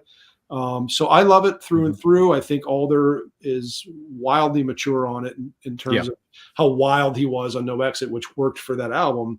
But I just think he just adapts to the new material really well. It's definitely a shift in tone that they're going to obviously follow in the next couple albums. But I love it, and I think it's a great techie progressive metal masterpiece. Again, my fourth favorite, and I have nothing bad to say about it. Yeah. Something I will just throw out there, since you just brought it up, Jeff, in terms of being like, kind of, a techie masterpiece, and it's something the band is known for. One thing I always like about Fates Warning, and, why they always rank pretty high overall with me, that description is very accurate, but at the same time, they never sacrifice the song in the name of, the tech. Never. Every album is always full of really good songs. Absolutely. It never feels like, when you listen to them and you're paying attention, yes, there's all this cool stuff going on, but it's never pushed up front. This is never an album about just showing what we are technically capable of. It's always like, we've got some songs here, and they just happen to have a lot of cool techie stuff within them. And that is something I really appreciate in that style of music. And I think Queensryche never showed off too much either, which is why they're a favorite of mine, at least that, initial block of albums. Up to Promised Land. But Dream Theater are the thing for me, where I like Dream Theater when they're more song oriented. Yes. The first three albums, even Octavarium, even Distance Over Time, I think those are more song oriented. When they got into like the arpeggio workouts and that were endless on, I don't know, some of those Roadrunner records, I just think they're terrible, And we all know you can write a good song, a lot of respect for those guys, but that was just playing to show off rather than it wasn't about the song at that point. And I that loses me, Exactly. I might like that in jazz fusion, but I don't want it in this kind of metal. I want song. Exactly. Same here. Yep. So, Marty, what do you think about this one? I think Alan and I were talking last week about, I think the biggest shift, Perfect Symmetry is where they're starting to shift musically a little bit, which early Fates was very much, you listen to a song, the riff has a lot of notes in it. They're going somewhere. It's like you're on a stream, you're floating down a stream on a Fates Warning raft, but the riffs themselves are very busy, but they go somewhere. And I think, Jim's big change when he starts with like Perfect Symmetry, he's starting to embrace the quiet areas a little bit more. He's starting to let go of the busy, complex riff and just even though there's starting to be more of a prog influence, it's starting to seep into this stuff. There's more quiet moments, and there's, quieter, no distortion. When the distortion comes, it's a nice range of dynamics, but when when the distortion's stripped away, it's a place for the listener to breathe a little bit. And I think that's something that he kind of perfected as this catalog went along. They started to embrace the quiet a little bit. Couldn't agree more. The biggest difference between, but I'm gonna have to rely on notes here because I wrote notes for all this shit. So I put sensible follow-up to No Exit with more focus on timing shifts and more barren compositions at times. Has a lighter edge to it also. I thought Through Different Eyes is a fave on the album, which I think was probably it. Yeah. That surprises me. Just knowing it's you. Catchy chorus. Yeah, I know you like catchy because you like all the German power metal, but no, that does still surprises me because I think there are moments of Nothing Left to Say to me is a doom song. The Arena and Static Acts are these like just pounding heavy metal songs through the Fates Warning filter of 1989, of course. But yeah, I'm amazed and pleased to know that you love Through Different Eyes that much because I love it too. Yeah. It's a good song. Yeah. Yeah, it's great. Well, let's circle around to 1991's Parallels. Jeff, do you have a visual aid? Yeah. Of course you do. This is the original pressing. This is the Metal Blade Music for Nations pressing from 91 now. Man, that old guy got tons of royalties from his appearance on Megadeth, Metallica, and Metallica videos and Fates Warning fucking covers. It's amazing. Yeah, but we talk about song. This is where they absolutely focused on song, kind of in the way that Rush finally did on Signals, maybe, where you're cutting song length. You're just getting down to, for a band like Rush or Fates Warning, what the bare bones are, and you're presenting song, no extra fat. However, you have something like 11th Hour, and you have something like Life in Still Water, still very much in that prog mold, but they got Terry Brown to produce. It's rounded. It's sort of this. To me, I've always thought of a Guardian and Parallel up here in terms of like where the arc was flowing, right? No Exit, Perfect Symmetry, Parallels in terms of Jim's songwriting focus and how he's nailing this kind of new thing. And the story of the making of Parallels was a really interesting part of the book that I went into in great detail. I didn't know most of that in terms of what it meant for the band. They almost broke up at the time. They tried to write together and it was a disaster. And Jim just said, I'm just going to take my ball and play over here. And he wrote the whole thing in a hotel room in Canada for a few months and went into the studio with Terry Brown from Rush fame and created an absolutely fantastic masterpiece of an album. Again, my fifth favorite album by them. And I consider my top 5 Fates Warning albums pretty much the pinnacle of metal in general. Awesome. Alan. Water? Do you need a water? I do. Could you First, grab compact disc I ever bought, summer of 1992. Sorry, my lovely wife was offering me a water and a beer. Hey, Adrian. No worries at all. Yeah, first compact disc I ever bought, summer of 1992. Didn't even have a CD player. Wow. All right. A used store had it for $5 and I was wanting to check it out. So I picked it up and had to immediately get someone to transfer it onto a cassette for me so I could actually hear it. That sounds so archaic. Yeah. It took about 6 months later, I finally got a CD player and Awesome. so didn't have to keep the tape. Not a popular one going by the comments. One of my favorite albums from the entire 1990s and in my top 3 Fates Warning albums, maybe number 2. This album, what Jeff said, this is a very song-based album, and the band is so Loctite on this. Just the way it begins, the opening to Leave the Past Behind. I remember even now playing it, that just leaves me flattened. Yes. All of this is good. Life in Still Water, Eye to Eye. Yes, it's a much simpler sort of MTV type song, but it's incredibly good. The 11th Hour is just magnificent. Yeah, classic. A lot of the, We Only Say Goodbye, Don't Follow Me. They still have that that kind of little bit of somber air that you can always find in their album. Your rule, man. I can't. I'm so glad. I'm sorry to interrupt. This is your spotlight. When I listen to Don't Follow Me, I can look at that Awaken the Guardian album on the wall and go, yeah, same band. It just, there's something more celestial, sublime about it, and dark, as you say, kind of just brooding. It's we're not in happy music land ever with Fates Warning.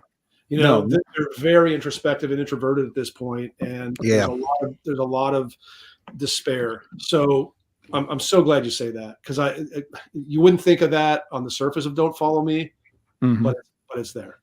It very much is, and I think one reason this album ranks so high with me, all of these, the concepts in all of these, it hit at that time. This is when I was moving away to college. I was leaving the past behind. Nobody was going in. I was moving to another time zone. Everybody else I knew in high school was moving. They weren't even moving out of their parents' house. In terms of we only say goodbye. It's like it was a huge transitional. Lots of goodbyes around that time. The road goes on forever. All of this metaphorically fit with what I was experiencing at the time I first heard this album, and so it really was just like, holy shit, this album is my life right now, and just everything. The highlight, as much as good as everything on the album is, and everyone's in top form, Mark Zonder on this album, just, oh, holy Christ, I could just listen. Again, I'm not a musician. I don't know all the technical stuff. This is one of those few albums where I feel like you could just pull the drum track out of this, and I would just sit and listen to the drum track, because I love the way he feels and just all the character he brings to this album. Takes an already fantastic experience and just puts it to the next level. So for those of you in the comments that are not a fan of this, I hate all of you. Unsubscribe from my channel. We're not friends anymore. Go listen to your Taylor Swift albums. And Duran Duran. We're done. Just shoot, go away. We can't. Alan, I love your take on parallels, man. Yeah. There's so much more to it. There's so much more to this era in terms of where they were going commercially. Like, they were getting their biggest crowds. They had Warner Brothers behind them, and then it all fell. And that's I had to go into that big time in the book, because it shows where they went and why their heart was pulled out of their chest in terms of everything they built up to was so promising. They made this great album. They all have the same opinion of the album as you and I do, Alan, and everybody else who loves that album. And it just the rug got pulled out from under them, and business-wise, and it just failed. It didn't. They weren't able to capitalize on the promise because of the changing trends in the music industry, what record companies were putting their money into in late '91. I don't subscribe to the notion that grunge killed metal, but I do think the times killed hair metal, but that's fine. The times killed Fates Warning anyway. However, they rose to live again. I mean, there's no question about it. But anyway, there's so much about this album that is, yes, it's about the music, but then there's way more to their story, and it's a real inflection point in the Fates Warning story. I learned a lot. I really can't imagine being in a band in the 90s of this style and other styles like this. There was so much going on, man. You got death metal, you got black metal about to start up, and that, those alone really took people away, I think, a lot. This newfound extremism or this newfound darkness, people tend to, glom onto that. And, bands like this, doesn't matter how good they are, typically they're probably not getting as much push from their labels. They're probably not getting as much airplay. It had been tough. And, for bands to continue on, like these guys, 38 years, that's more power to them. I mean, they went through some hard times, but for me, I'm going back and notes. I'm glad these guys go first, because a lot of these albums I'm hearing for the first time these last couple of weeks. I wrote down more of a gentle sense of space continues to enter the songwriting, along with more of a prog feel. Ray's range from softer mids to soaring highs adds a nice dynamic. That's basically what I said. I knew you guys would fill in all the other dots. So. Yeah, but you're not wrong about any of that. Even from that's all good points. Most objective point of view, you're spot on. And it was I think if they could have gotten to Europe more often, like they got to Europe for the first time on the Perfect Symmetry tour. There's a great picture of Fraser Kraska from Sabbath, the bass player from Sabbath. They actually were on this bill in late '89 with Manowar, Saxon, Lizzie Borden, Sabbath, and Fates Warning. It was like a Christmas metal festival that did like about 6 or 7 dates back then. And I feel like Europe And that was their first time they went to Europe on Perfect Symmetry. I feel like if they could have gotten there every year since Specter, and if they could have continued into Europe with Parallels as was originally planned before the rug got pulled out, I think Fates would be that household name like Queensryche or Dream Theater. It just never happened that way, but they definitely had the songs. And I think Europe would have been key for them. Right. I think their style of music is way more at home. You were talking about how, well, death metal was happening and this and that was happening in 91, grunge.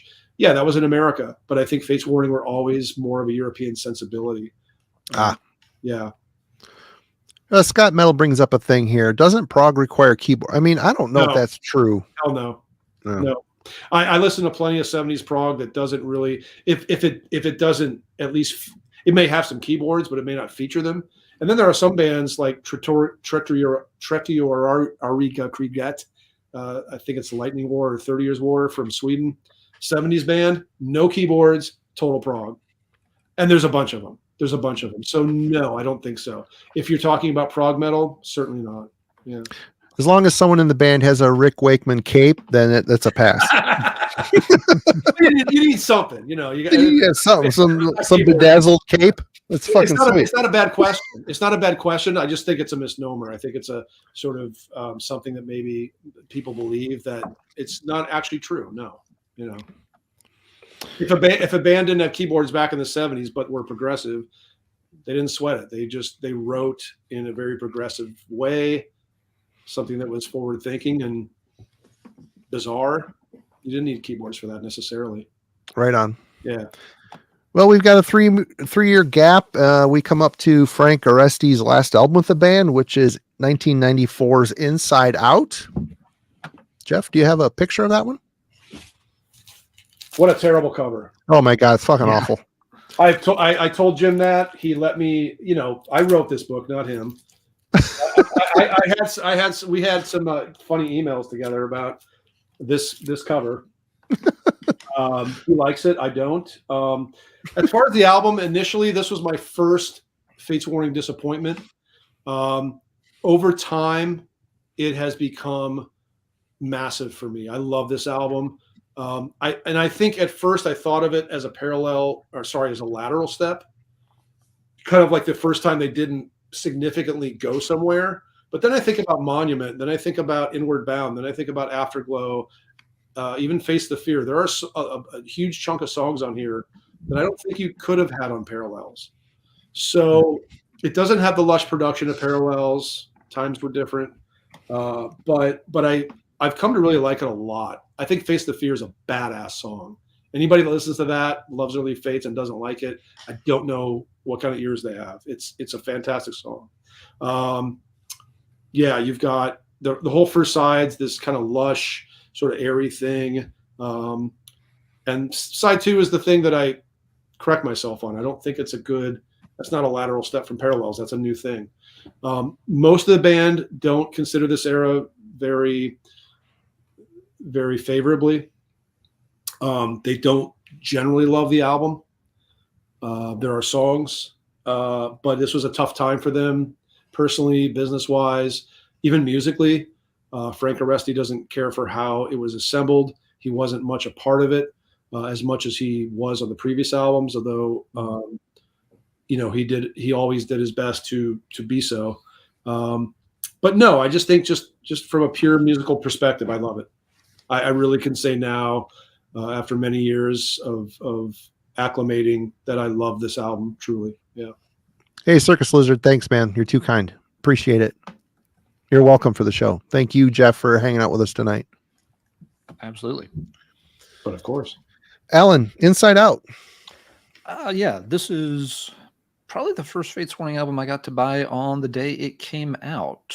And yeah, there is that notion that it's kind of Parallels Part 2, which it's not, but it is probably the smallest step forward the band had taken from one album to the next to this point. I mean, every album we've talked about, is very different from its predecessor until you get to this one.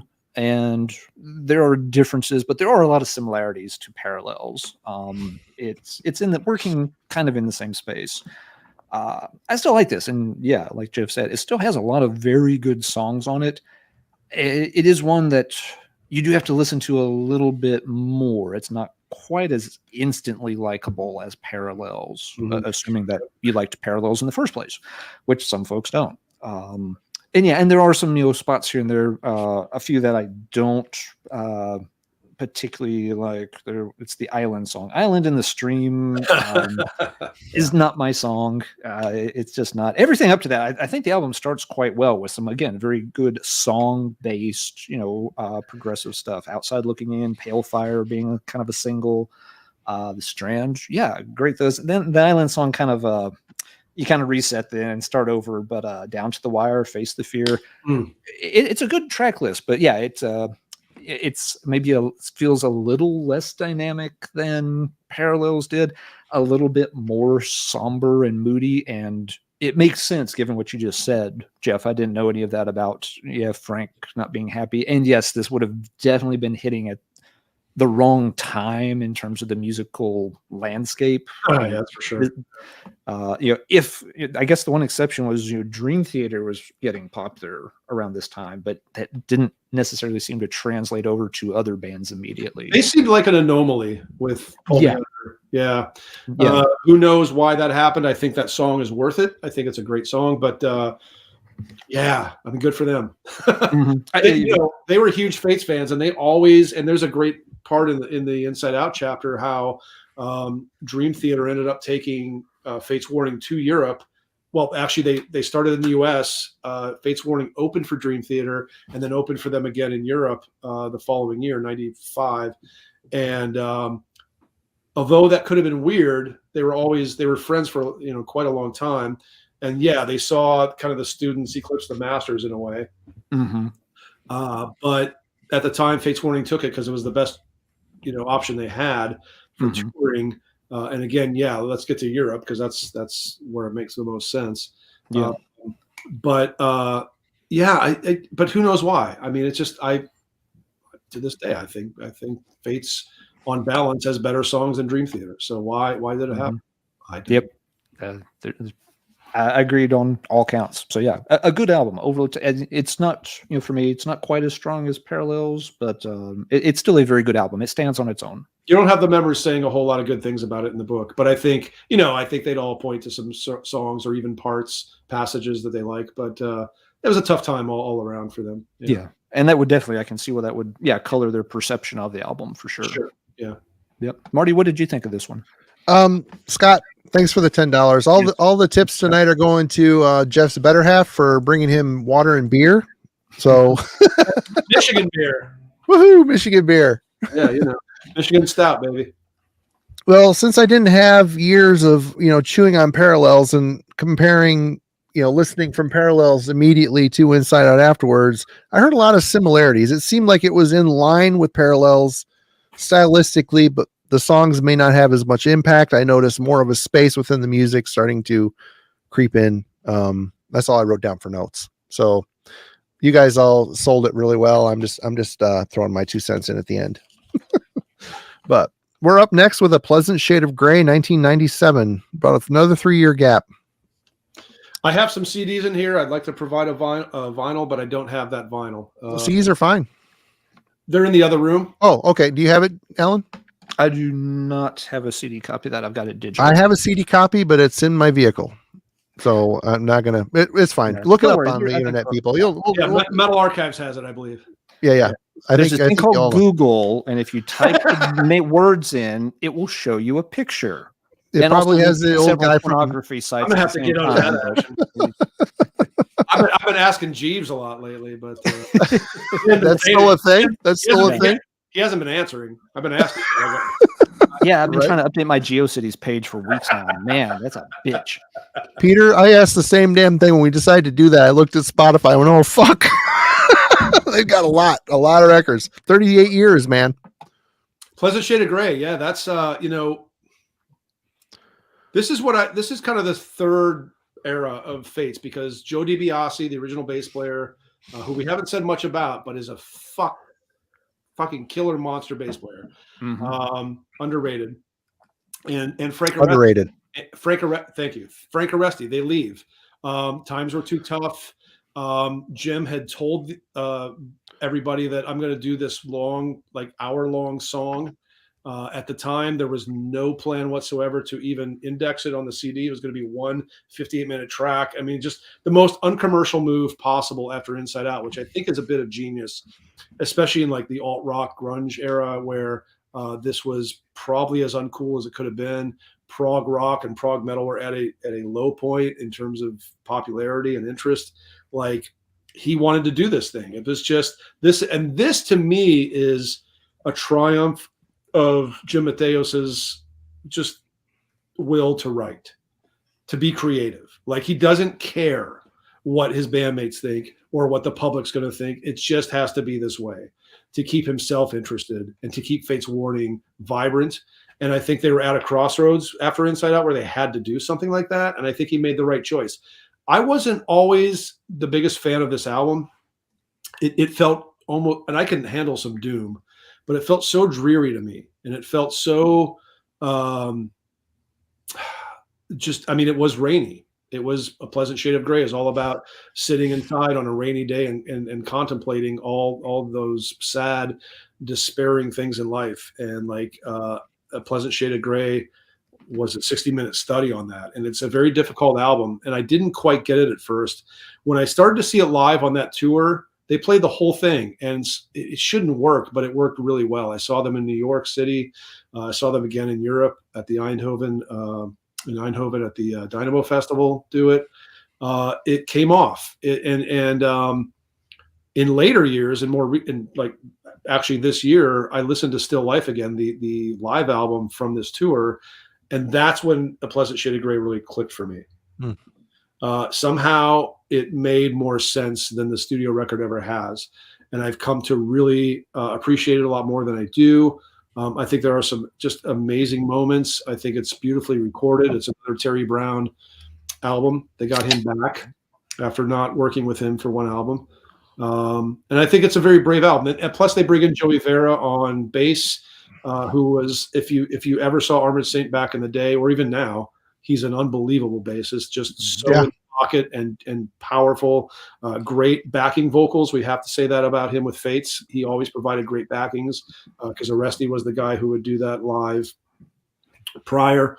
And Kevin Moore from Dream Theater, who left Dream Theater at the right point and did some amazing things with Chroma Key later in OSI with Jim Matheos. I think Jim was able to cobble together a pretty solid and awesome lineup for this album. I think it, against all odds, it really works. Yeah, Alan.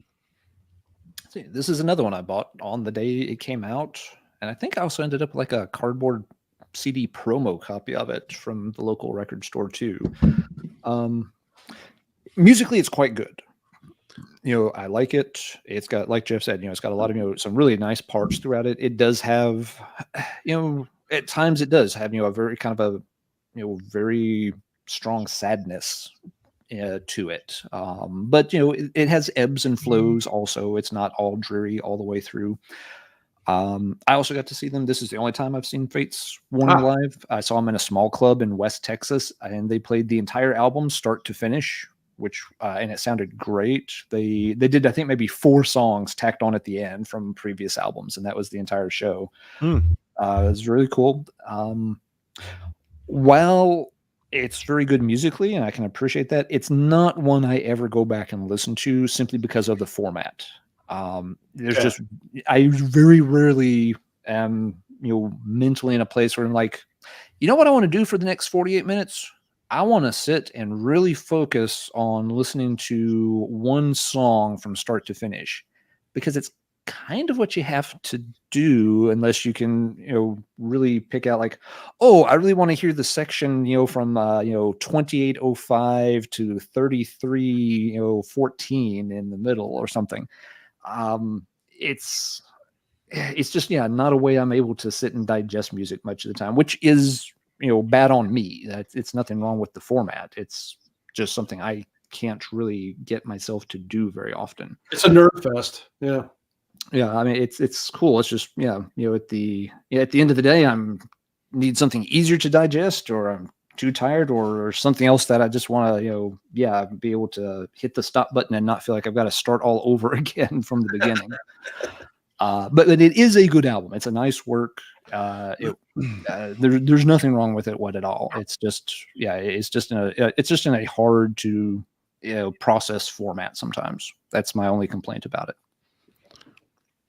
Marty, what's your take on this one? I know you're a fan of Crimson by Edge of Sanity, so absolutely this format. And I like that album, but I have kind of the same problem with that album. It's hard for me to sit and listen to it start to finish. That's not even indexed on a CD, so you're in it or you're not. Yeah, that one. Yeah, you really are in all or nothing on that one. And if we keep the reaped Crimson against Pleasant Shade of Grey, sorry, Fate's Warning, it's going with Crimson. But anyway, I just picked this album up about a month ago in Grand Rapids, used for $5, and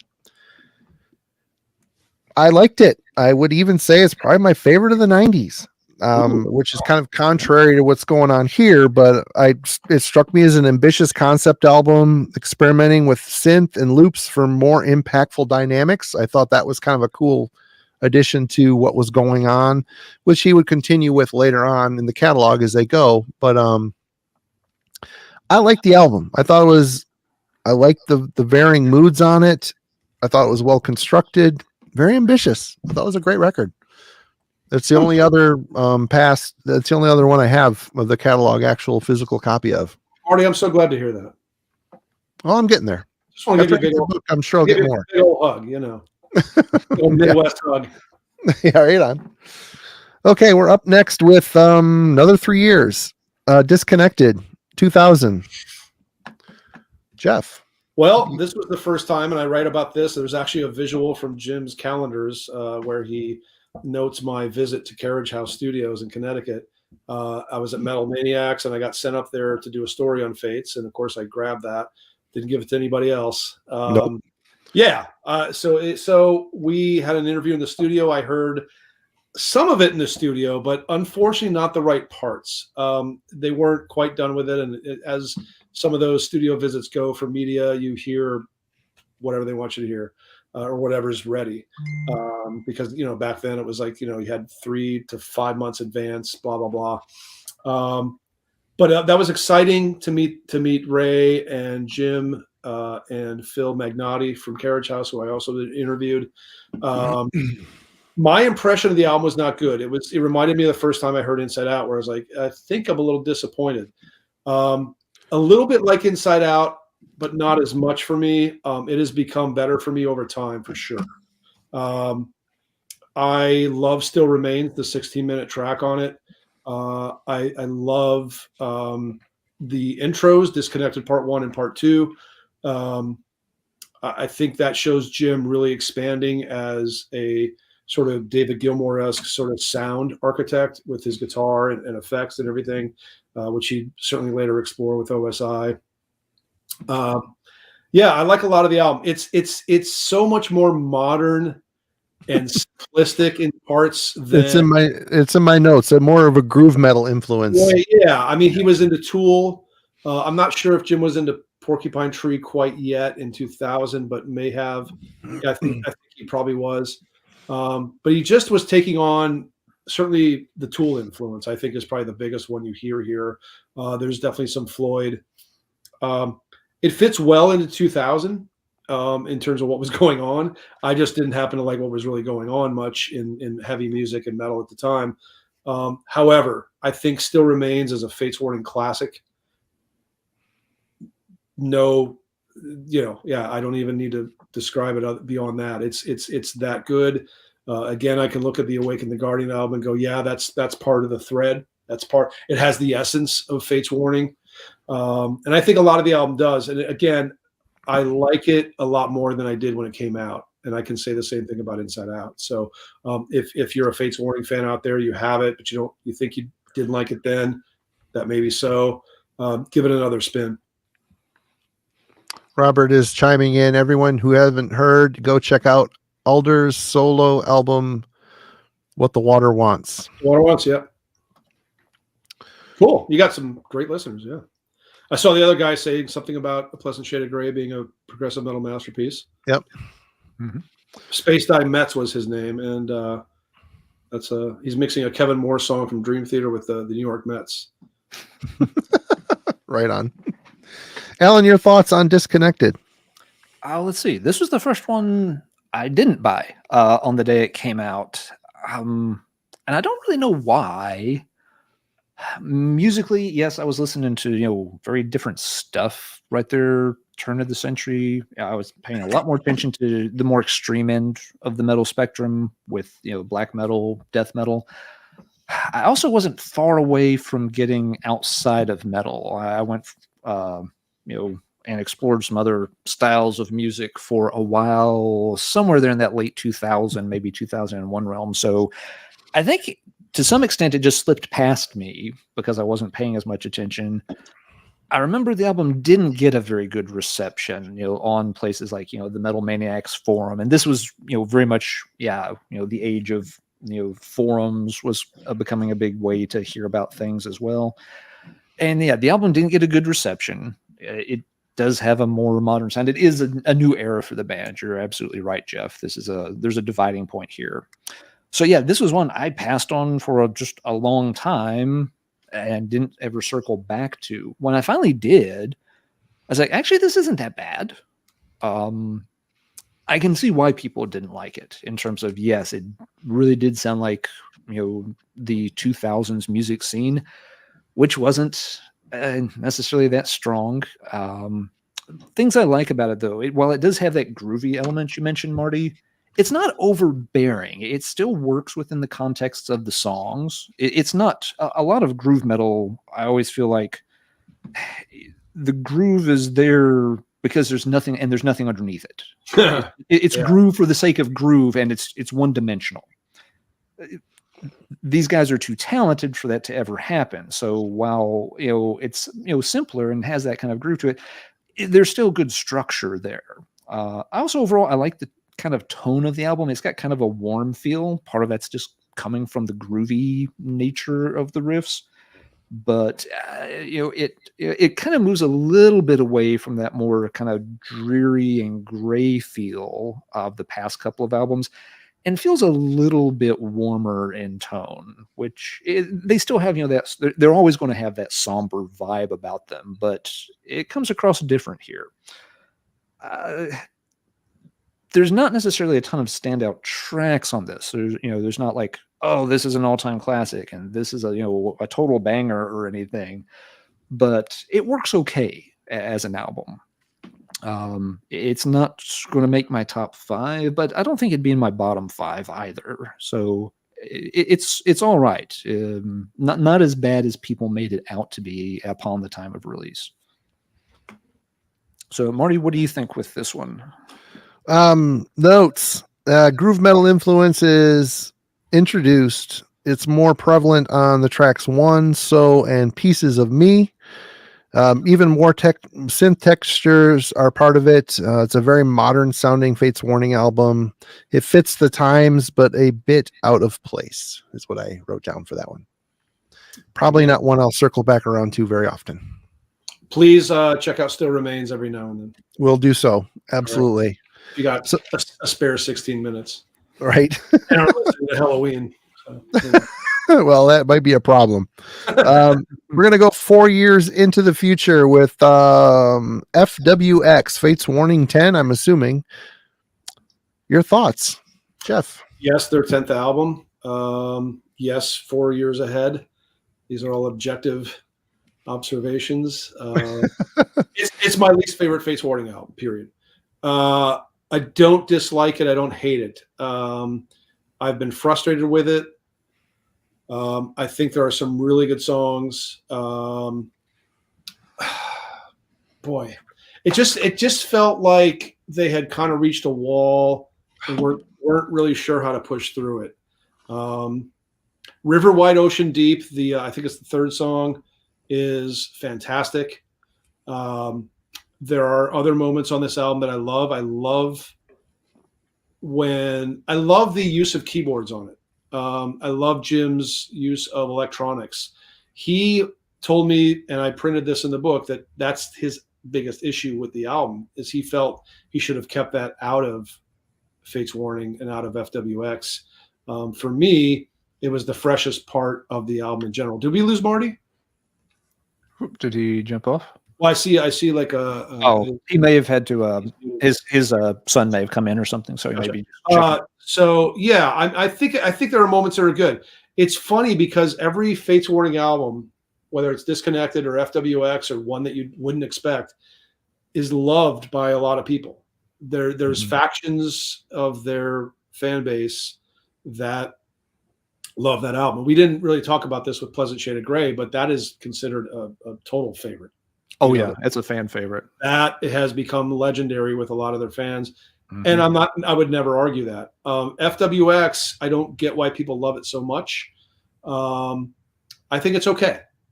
They don't have an album I hate. Some of my favorite bands have albums I hate or very much dislike.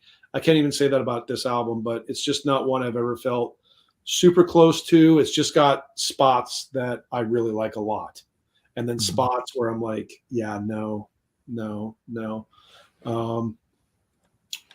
Your thoughts?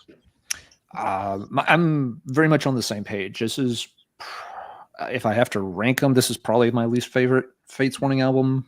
And what you said, it feels like they're just kind of out of ideas here, that they've kind of hit this wall and there's not much to latch onto with the album.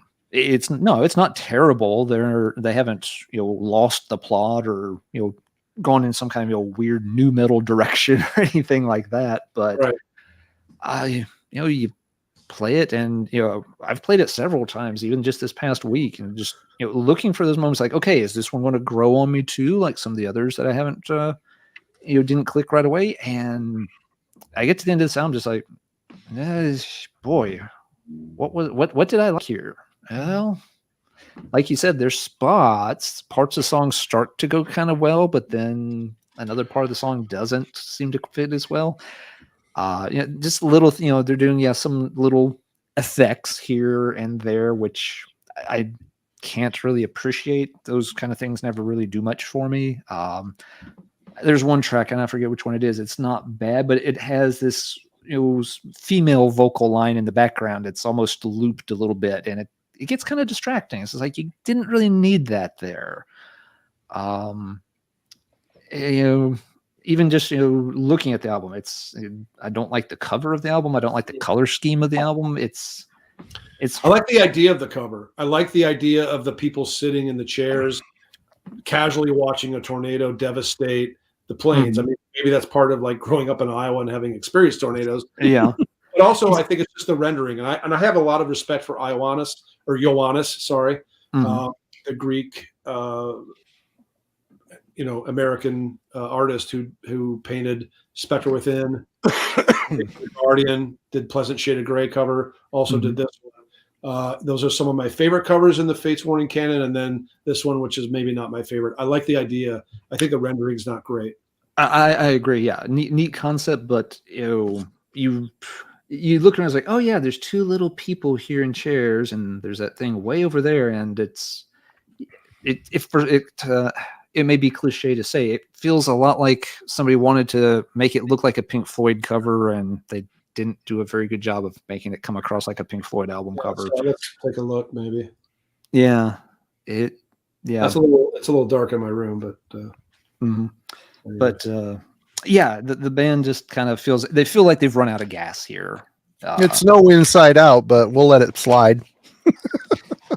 Cover wise, I don't even know what you mean. Oh yeah, the cover. I have an appendix in the book, and we did like if I can go off on a tangent. Of course, this might be a King Folly sized episode. That's correct. Perfect. Yeah, great. I have an appendix at the end of the book, and the band, when I was doing the initial interviews with everybody, it seemed like no matter if it was Joey Vera, Bobby Jarzambek, some of the original guys, like they all loved UFO, the band. Like I was just like, they all had this thing for UFO, and I love UFO, and I thought, I don't hear much UFO in Fates Warning, but they all love UFO. So I got a lot of the guys' favorite UFO songs. rank them in the appendix. We ranked albums. We ranked this and that. I needed, like, I had my layout guy was like, you need like a half page more, like the appendix. So I did like a ranking of the artwork. And Inside Out is my very least favorite artwork. So this is a masterpiece compared to the artwork. This does actually have art on it, Inside Out. Yeah, It's I think I call it like a big brown splotch of nothing. In the book, but and this one, is we're getting to a very big break in the band's career, and this felt like at this point they're out of gas. It did not surprise me at all that the band ends up on a long hiatus after this album. It kind of felt like absolutely. They did a lot of live work and they found Europe again, but yeah, man, they disappeared for what seemed like a long time. Yeah, and it seemed like I understood. It's like, okay, after this album, it doesn't surprise me that they're going to sort of take a long break and do other stuff. Yeah. But Marty, what did you think of this one, Marty? It strikes me as Disconnected Part 2 with less focus on the heavy groove, even more electronics and loop/textures used freely. Ray's vocals are a noticeable lack of those colorful highs, more mid-range. He sounds a bit uninspired on this album. It could be the material. I don't know. That are my thoughts of it. That this album came out in 2004, and we screwed up a little bit because 2003, this slab of genius came out, A Twist of Fate. This is genius the cover, but yes, it's musically, it's absolute genius. If you see this sitting in the store, you look at the cover and I'm like, oh, that looks really stupid. Yes. I would agree with you. This looks really stupid, but holy shit balls. This thing is amazing. John Arch's return after 16 years at this point since Awaken. This features John Arch, Jim Matheos on guitar, Mike Portnoy on drums. Portnoy from Dream Theater on drums, and I cannot remember the bass player. Joey Vera.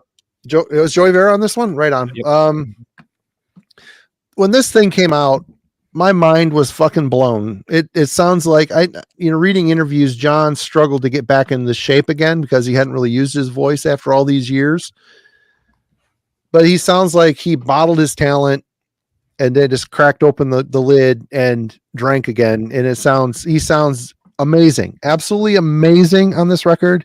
Is it Awaken the Guardian level?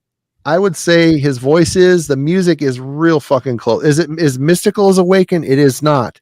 But the music, there's two songs. Relentless, which is like it's dark in here. My eyes are old and stupid. I can't read it.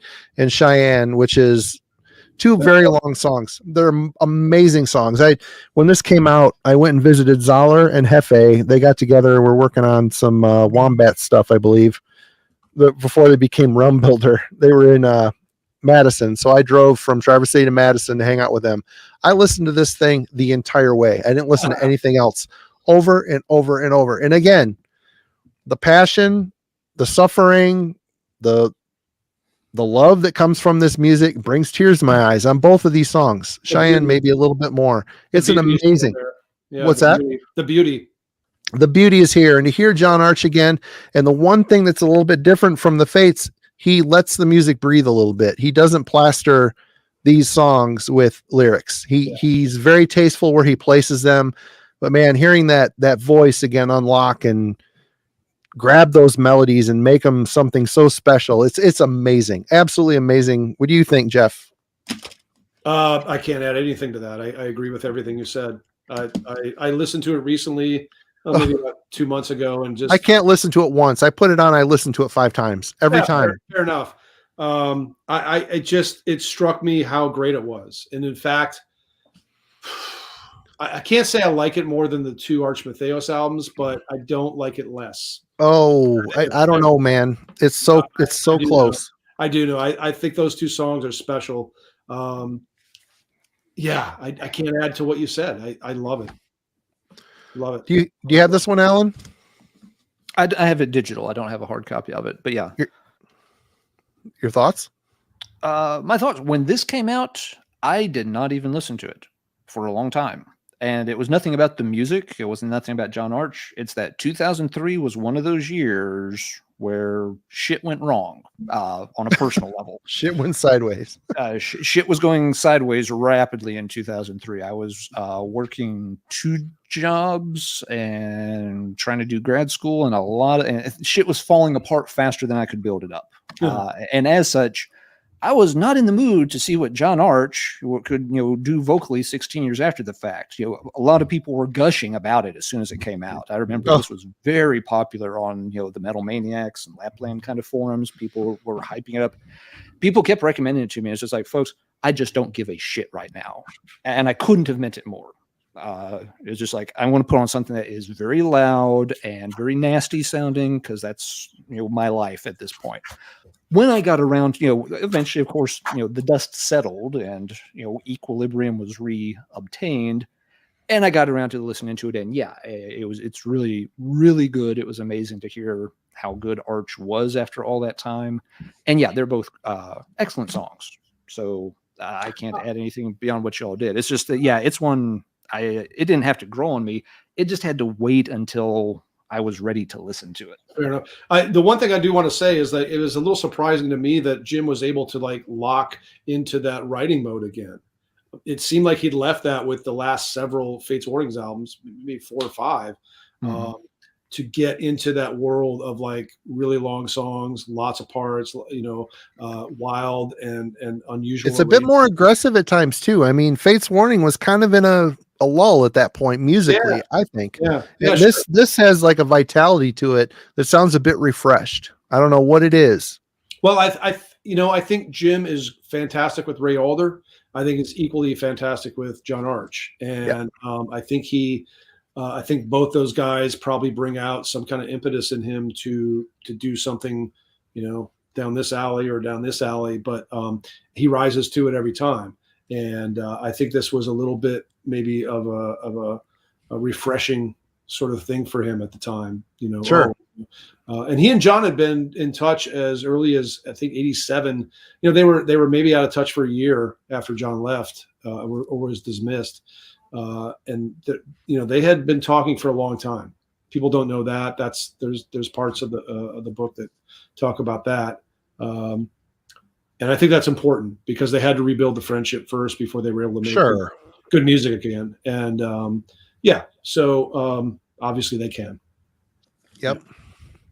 And there's a big gap between FW10X and Darkness in a Different Light. So before that album came out, we've got this album. This came out in 2011, Sympathetic Resonance.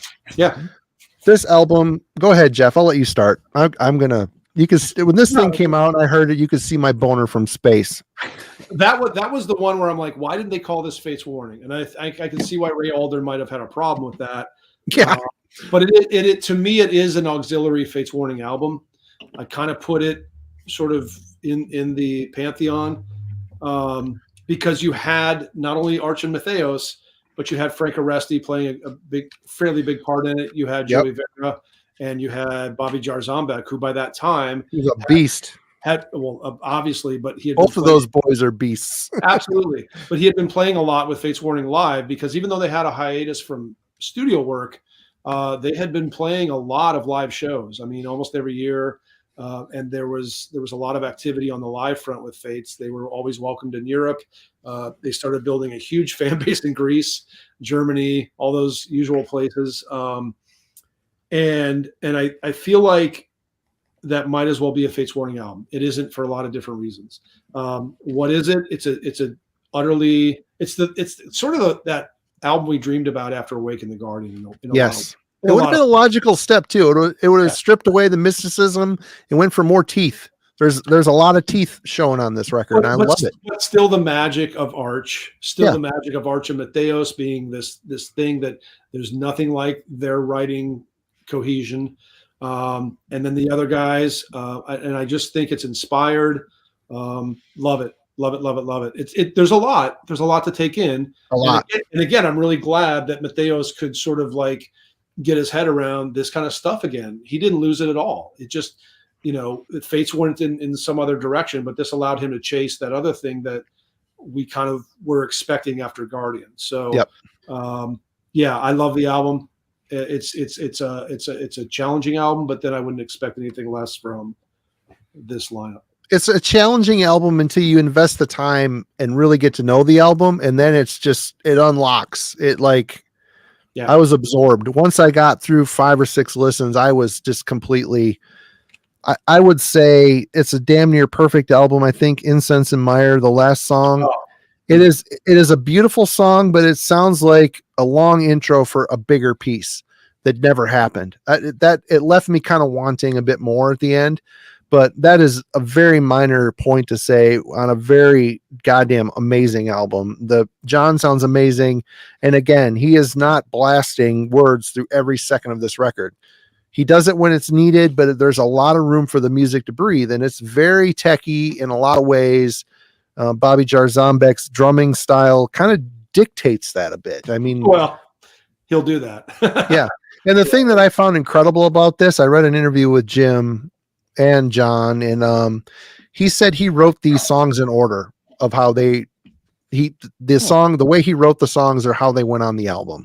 I think John came with Incense and Mire. I think he wrote that acoustically. I don't know for sure, but man, this album, I mean, it takes the John Arch solo album, which is there's a lot of feels on this record. This is a very emotional, this is a good successor to Awaken in a lot of ways. This is stripping the mysticism away and just showing your teeth. And this is a great fucking record. It really is.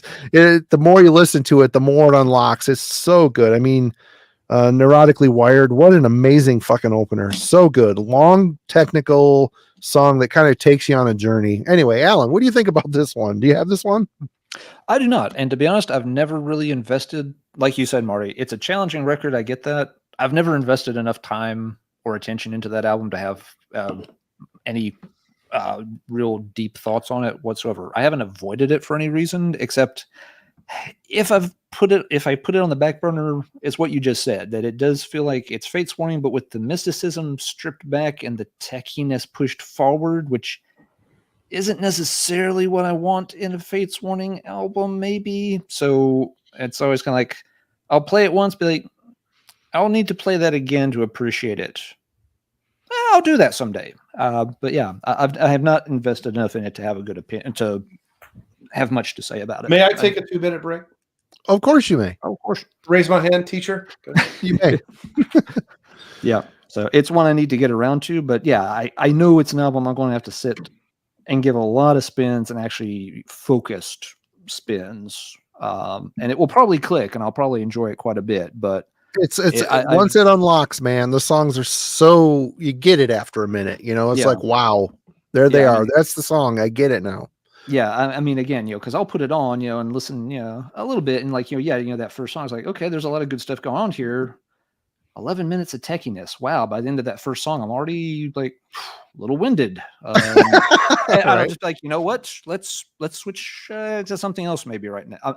I'm not in the right space to really absorb that right now. Let's move over here and check out something else instead. So one day it will get its turn. It's on the list. Its turn just hasn't come quite yet. And Jeff mentioned years. Yeah, Jeff mentioned that this is in a lot of ways on paper it's a Fate's Warning record, and it really is looking at a lot of these records here in the the late 90s 2000s. I wish this is where Fate's Warning landed. I would have been a hell of a lot more interested. Granted, John Arch was my hook to bring me in to check this out. I'm not gonna lie, but it's a good payoff, man. It's a 10 out of 10, damn near 10 out of 10. But we're up now to Darkness in a Different Light, 2013. This came out after Sympathetic Resonance. Jeff, your thoughts on this album? He's got a picture here. Let's get him over to the big screen. There we go. Yeah. Obviously this was after the hiatus of recording for a long time. The first album with Bobby Jarzambek, who I think we're all big fans of to some degree or another. And Aresti came back to play some leads, and he was touring with the band at the time. So I loved having Frank Aresti back. We had a great lineup. And I like the album. I think there are just a couple minor dips in it. But I think Into the Black is an unsung Fates classic from the modern day. I think, and yet it moves is an epic that, you talk about travel. I think he was using some of the techniques he had sort of maybe rediscovered in Arch Matheos to do it, and yet it moves. 1000 Fires, the opener, which was a perennial live thing at the time for them on this tour. I think it was a very, very strong comeback. My favorite since Inside Out, and one that I've really come to appreciate a lot over the years. O Chloroform is a great one with Kevin Moore doing some lyrics. Lighthouse, very brooding, dark, mellow track, but extremely dark. I love this album. I think it was a great return. I love the artwork. It's one of my favorite layouts that they ever did. This is the first time they left Metal Blade, really. It's on Inside Out, which I started working for, I guess, the year after this came out. But yeah, I have a lot of good things to say about this record. I think it's solid. All right. Alan. This was another one I bought on the day it came out, and I didn't know it was coming out. I just happened to be at the record store, and they had new out this week, and I'm looking across and was like, "Holy crap! There's a new Fates Warning album." And by this point, technology more of a thing. So I quickly punched it into the phone. It's just like, "Oh, look at this! Frank Oresti's back in the band. Well, that's coming home with me." Yeah. Sold. One of these, please. And yeah, very everything Jeff said, I'd agree with. It's a very good comeback album. Jarzambek, equally great drummer to Mark Zonder, different styles a little bit. Really brings a lot of, it feels like, Bobby brings, a lot of extra energy, to this album. Zonder, when I think about, Mark's playing on a lot of the, like the 90s albums, he's great, he's very technical, very precise. And, Jarzambek can do that too, but sometimes it's like, it's got a little more just, energy, pushes you a little bit more. But yeah, the band feels, very energized. There's still some of the, those kind of, warm groove metal traces at times, but it's not a big component of the album at all. It's not the focus of what they're doing. Ray still sounds incredibly good. I don't think Ray has ever sounded bad on anything I think of. There was something about this album that I think sounded like Ray re-energized for sure. Mm-hmm. I had listened to some of the albums he had done with Redemption and felt like maybe he was on the verge of losing his voice, and then this comes out and I thought, oh wow, he's really, really finding a way around all these compositions. Mm-hmm. And I think that's a good point to make, and I'm glad you made it, is that Ray is really inspired on these last few Fates Warning albums. Yeah, he really is. And I agree with you, though. The album does have some dips in it, and it's more in the middle of the album. The album starts really good, and yeah, the closer is really good. Here and there in the middle, there are points where it's like just, again, not terrible songs, but I can zone out on some of those songs, and I don't worry about it too much. But nice comeback. It's I liked it when it came out. It did get lost on the shelf for a while after that initial once the honeymoon was over. I didn't circle back to it for a long time, but once I did, it's like, oh yeah, this is still very good, and will get played from time to time. Cool. They're back on the map, and it's kind of nice too because they're not directly trying to do what they did in the 90s. They're not directly, they're certainly not going back and trying to recreate what they did in the 80s or anything.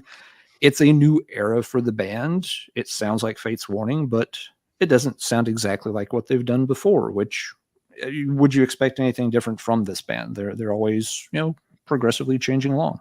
You absolutely nailed everything about this album and this band in that last 20 seconds. Oh, well, cool. We're done then. Good night, everybody. Good night. Cool, because I'm going to fuck it all up right now. Don't even read it by the book. Fuck the book. There you go. Yeah, Jeff will send your money back. Sorry about that. Good job, Professor Touch. I mean, wait a minute. Wait a minute. No. What did you think of this one, Marty? Darkness in a Different Light. I think it's more of a powerful / aggressive edge. It enters their already solid foundation, perhaps due to the more precise and colorful style of Bobby Jarzambek. To me, Ray still had a warm and unique vocal style, but he stuck even closer to his safe zone on this. I don't really hear him really sounding more revitalized until the next album personally, but this is like I was just kind of free flow writing these notes as I was listening to the album. I listened to each album once and then previewed it again leading up to this. So I wasn't completely talking out my ass, but,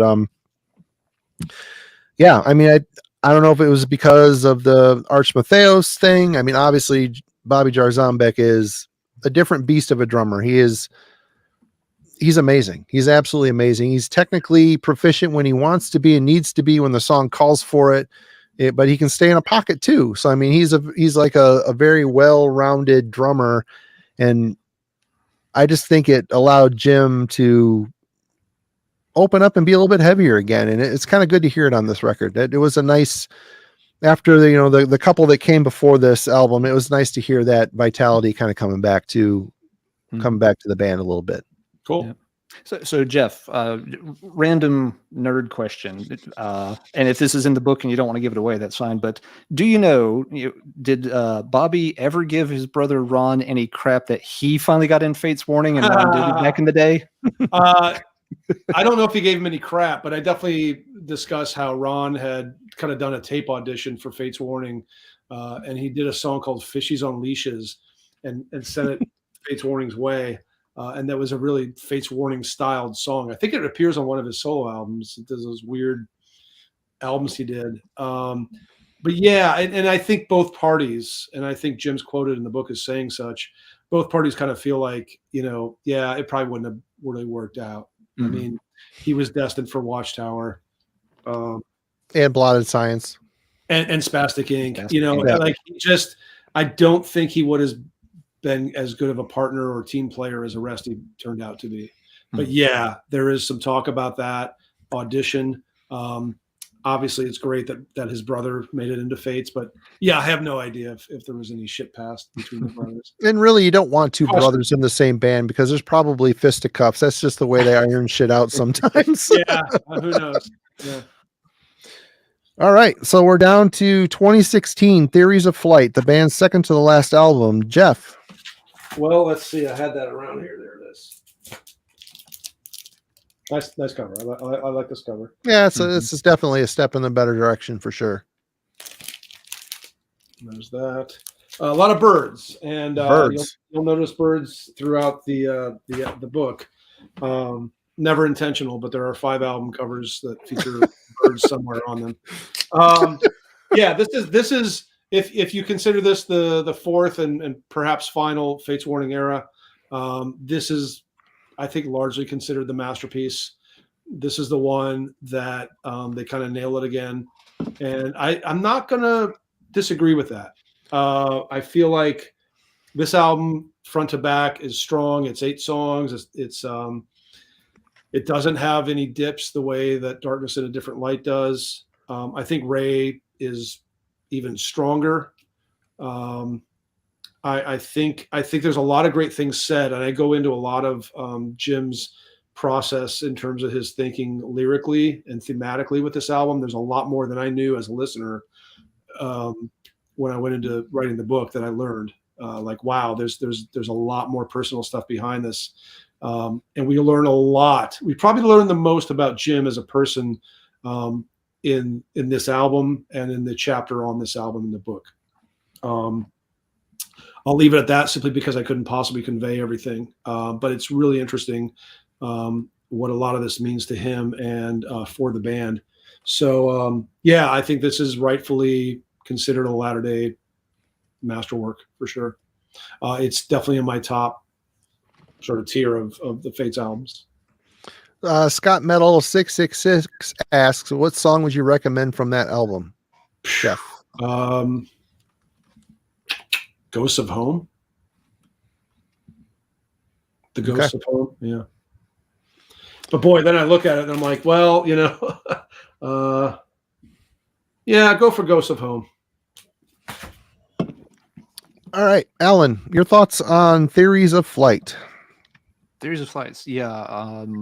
The album before this was, a very nice, comeback that had some dips. This album doesn't have any dips. This album is really, really good start to finish. I can definitely see why a lot of folks consider it to be like, the album of this current era of Fate's Warning. Everybody sounds really good. Everybody it's top notch. All the songs are very strong. This is them I can very easily put on, listen all the way through. I want to hear the whole thing, and then I'll probably go back and play it again a second time, which very often, just my personal listening style, I'll play an album, but I usually don't loop it. I'll usually I'll play it, listen to something different, then come back and play the first album again. This one I don't mind playing 2 or 3 times in a row. They really nail it on this one. And again, not to make too big of a thing out of the drumming, that's just one part of it, but yeah, Bobby seems to bring a lot to this lineup, and it makes the band write a certain way. Yeah, it's nothing against Zonder. Again, Zonder's playing on some of those Fates albums that he was on is just exceptional. It's the highlight of some of those albums, like I mentioned with Parallels. But I really like the energy that Jerzambek has behind the kit for these songs. He's very much the drummer they needed and deserved at this point in their career. So awesome album, absolutely. For me, I thought it was a little odd to open up with more of a sleepy vibe on From the Rooftops. I know the song picks up, but typically a band puts their banger at the beginning. You start hard, you end hard. That's usually the way you just kind of subconsciously do it, but still a good song. It's just weird to start off kind of lazily getting the album going, but it picks up, and Ray sounds revitalized on this one, and so does the band with Bobby at the helm. Like I say, a band, they've never had a bad drummer, but Bobby's just kind of takes it, his precision and inventiveness on the kit it allows, a songwriter to write for their drummer. I mean, they say a band is only as good as its drummer. And there's a lot of truth in that statement. It isn't always true, but there's a lot of truth in that statement. And if you got a guy that's got all the weapons, you're going to play with that. You're going to play with that as a songwriter. Let's see what I have here. The Light and Shade of Things is a great track, a real standout in their 2000s era. I really like the powerful and catchy chorus. That's what I've got. And before we get into their final album, we've got 2019's Arch Matheos' second full-length album, Winter Ethereal. Jeff, your thoughts on their second album? Let's talk about the 3 albums, because Twist of Fate was basically an Arch Matheos debut. Yeah. Of those 3, this was the hardest for me to get into and process. And I don't know if that was a mood thing or where me too, man. No. It's true. It's very dense. It's very dense. Strikes me as not as welcoming, maybe as Sympathetic Resonance. No. That said, knowing that it's Matheos and Arch, and knowing that they also did expand the lineup. Like now we have Joe DiBiase playing on a song. DeGorgio plays on some of this too. Either Giorgio plays on it. We have the drummer from Leprous on a track or 2. Sean Malone on 2 tracks on bass. The late Sean Malone, the late and great. So I like the expanded lineup. I like the possibilities that offers and delivers. This one takes a long time. This one takes quite a few listens to get into. Once you do, you are again very thankful for this partnership and for the fact that you're getting sort of an auxiliary Fates album in sort of bizarro world. If had Arch, the Arch lineup continued, maybe you'd get this as the 5th or 6th or 7th album. I love it. But again, it only rewards listening after 6, 7, 8 tries, I think. Very dense album, but I love it. Very dark. Yeah. Probably the darkest of the 3. Alan, have you heard this one? Yes, this one I didn't get it immediately upon release, but I picked it up. And it's kind of funny. I had a very different reaction to it than Jeff did. This one clicked with me immediately. two listens, and I was hooked. You're on this gonna album. love Sympathetic Resonance then. Holy yeah, shit. yeah. Holy I- shit. Just everything on this, and maybe it was, that I was able to sit down and, pay a little more attention to it right out of the gate. But, all of John's, lyrical dexterity is on full display here. You can tell he's having fun. He sounds like he's having fun with this material. There are songs, that have, there are some, kind of, dark and somber moments. The closing song, 13-minute song about, as far as I can tell, dog that's been abused and becomes his pet, and then you have to put it to sleep, and it's just like, oh God, it's Old Yeller. This is just it's heart wrenching, but it's the heavy metal version of Old Yeller for 13 minutes, and just like, oh my God. But there are lots of songs too that have that are a little more upbeat. Wanderlust just has this great hook to it that makes you just hum it for days afterwards. Pretty and while it is dense and stuff, for me it felt more accessible than what I was expecting it to. It was something I could latch onto relatively easy compared to especially compared to my tentative attempts at Sympathetic Resonance so far. So yeah, I think it's a great album. Arch sounds absolutely magnificent. Love it. But yeah, that song about that dog, oh geez, man, just you need therapy.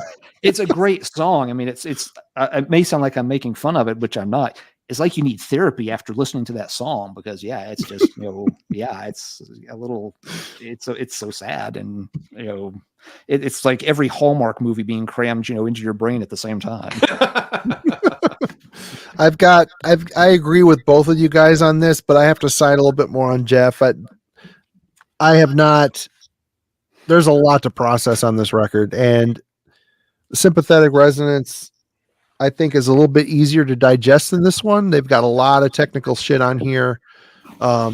John is kind of back into a bunch of lyrics into the song, so I mean, there's a lot. It doesn't allow him to find those melodies and really grab onto them. I think it's just more getting his thoughts out, but when he does, it really pays off. Like, the what the hell song was it? Wanderlust. Vermilion Moon is a great song. I mean, that's a great song. Yep. This is a great record. I just haven't processed it as much as because it was so technical, and they've got so many weapons on this band at this point.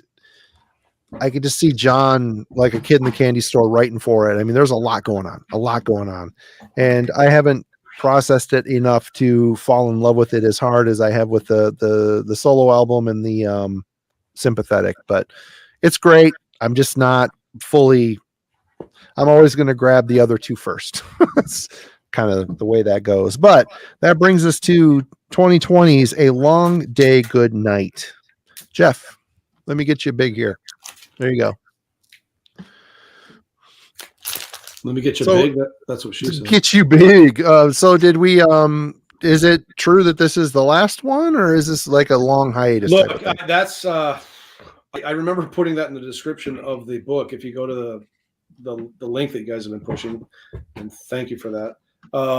I think I say something about to the final song, last song. That's part of the whole description. They have said as much. Yeah. They just haven't made a big deal about it. Like this is never a band that's going to be like, this is our farewell tour, or this is the last album. But if you talk to Jim Matheos right now, and even Ray Alder, they would say, yeah, we don't see anything in the foreseeable future. We just don't think it's going to happen. So, but this album is very deliberate because the last song is called The Last Song. It's very brief too. It's very brief, if I remember right. The final song is, yes. Yeah. It's a beautiful song. To me, a highlight on the album. It's 13 songs because it's the 13th album, and that was a very deliberate choice by Matheos to do that. By consequence, it's the longest Fates Warning album ever recorded. But yeah, they're not planning on having a 14th anytime soon. Beyond that, I wouldn't want to say anything. But to me, it would be about time, just as a fan, right? forgetting that I know all the guys in the band and all that shit. I just think it's time. I feel like they made Theories of Flight. No band in their fourth era or fourth quadrant has a right to do such a thing, but they did. That's how good they are. And I feel like this album, while it's really good, it's a little long for me. I think if you pared it down to about 8 or 9 songs, you'd have a fantastic album, somewhere between Darkness and Theories. I'm glad they gave us so much to close it out. I think there's some really, really fantastic things on here. They go to some, if not new directions, then some fresh directions. And I think Ray recorded this during COVID in Spain. And this is in the book as well, but he basically had to sneak into a recording studio and stay there for about 2 weeks and eat out of, just eat microwave food because they were in such a serious lockdown. But he committed himself so much to this album that he did that. And if you listen to the harmonies, he's harmonizing with himself all over this thing. He had a great time recording this album, I think. And it shows. It's really fantastic. And it's some of the songs are some of Jim's most inspired writing. I mean, the second to last song, Longest Shadow of the Day, that's great. That's got some of Joey Vera's best bass playing on a Fates Warning album, if not the best. So there's some really inspired moments. And I love the album cover. It's probably my 3rd favorite artwork by the band if I'm ranking.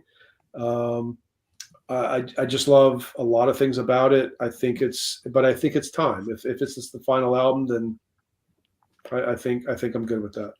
Yeah. Alan? Yeah, this one, when it came out, didn't jump on it right away, not for any particular reason. I was just checking out a lot of stuff, but our buddy Jeff over at the Metal Madness 66 channel kept bringing this one up. He's like, you guys should really check out, the new Fates Warning album. I'm just like, yeah, I'll get to it.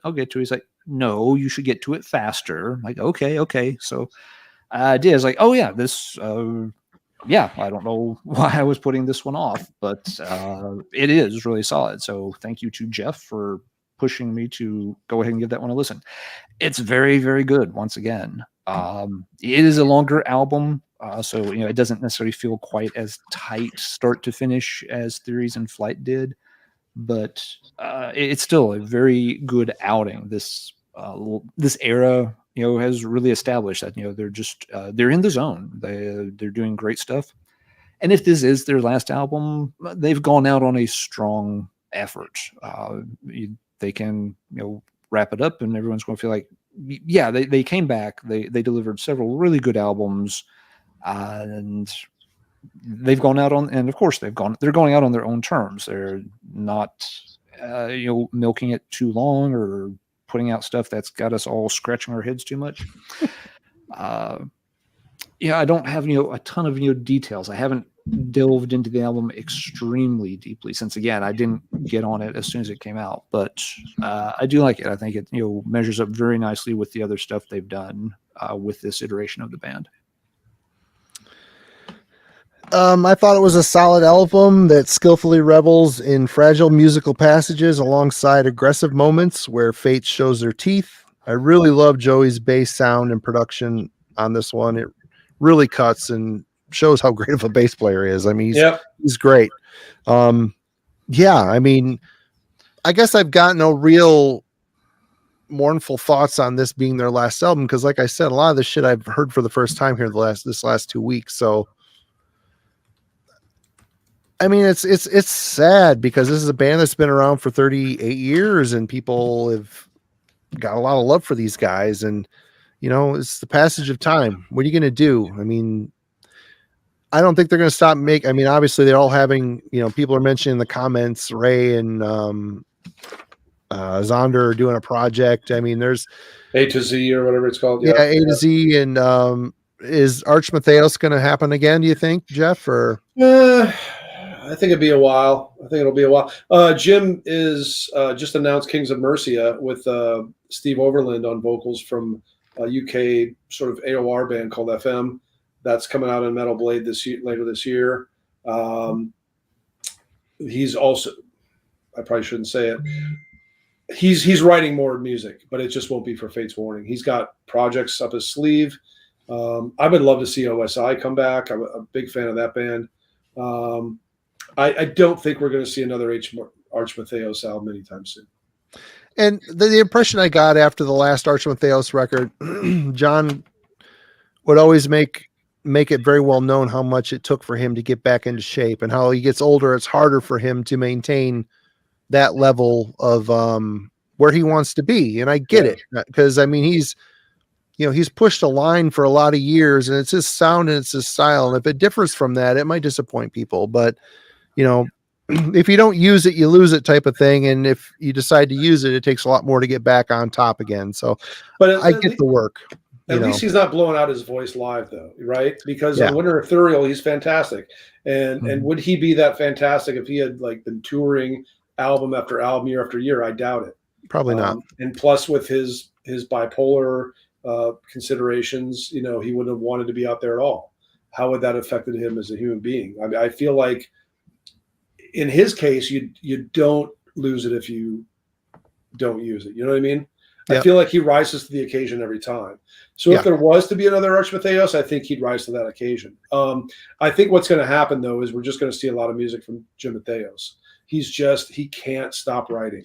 No. He's such a creative. Well, you've done your whole life. I mean, what are you going to do? Go start selling furniture at Art Van? We haven't mentioned the 3 solo albums he did. We've hardly mentioned OSI.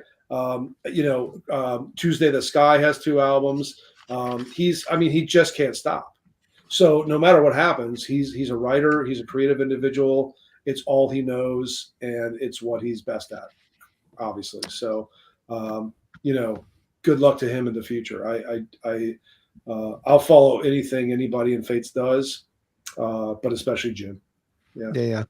And Alan showed it, but this is one you should probably see. I'm sorry to have to play fanboy on Jeff for a second. Metal Maniacs was my glue to my metal back then. I didn't use the internet for a long, long time. You guys gave me the means to find good metal. So cheers to you. All right. Well, I mean, what?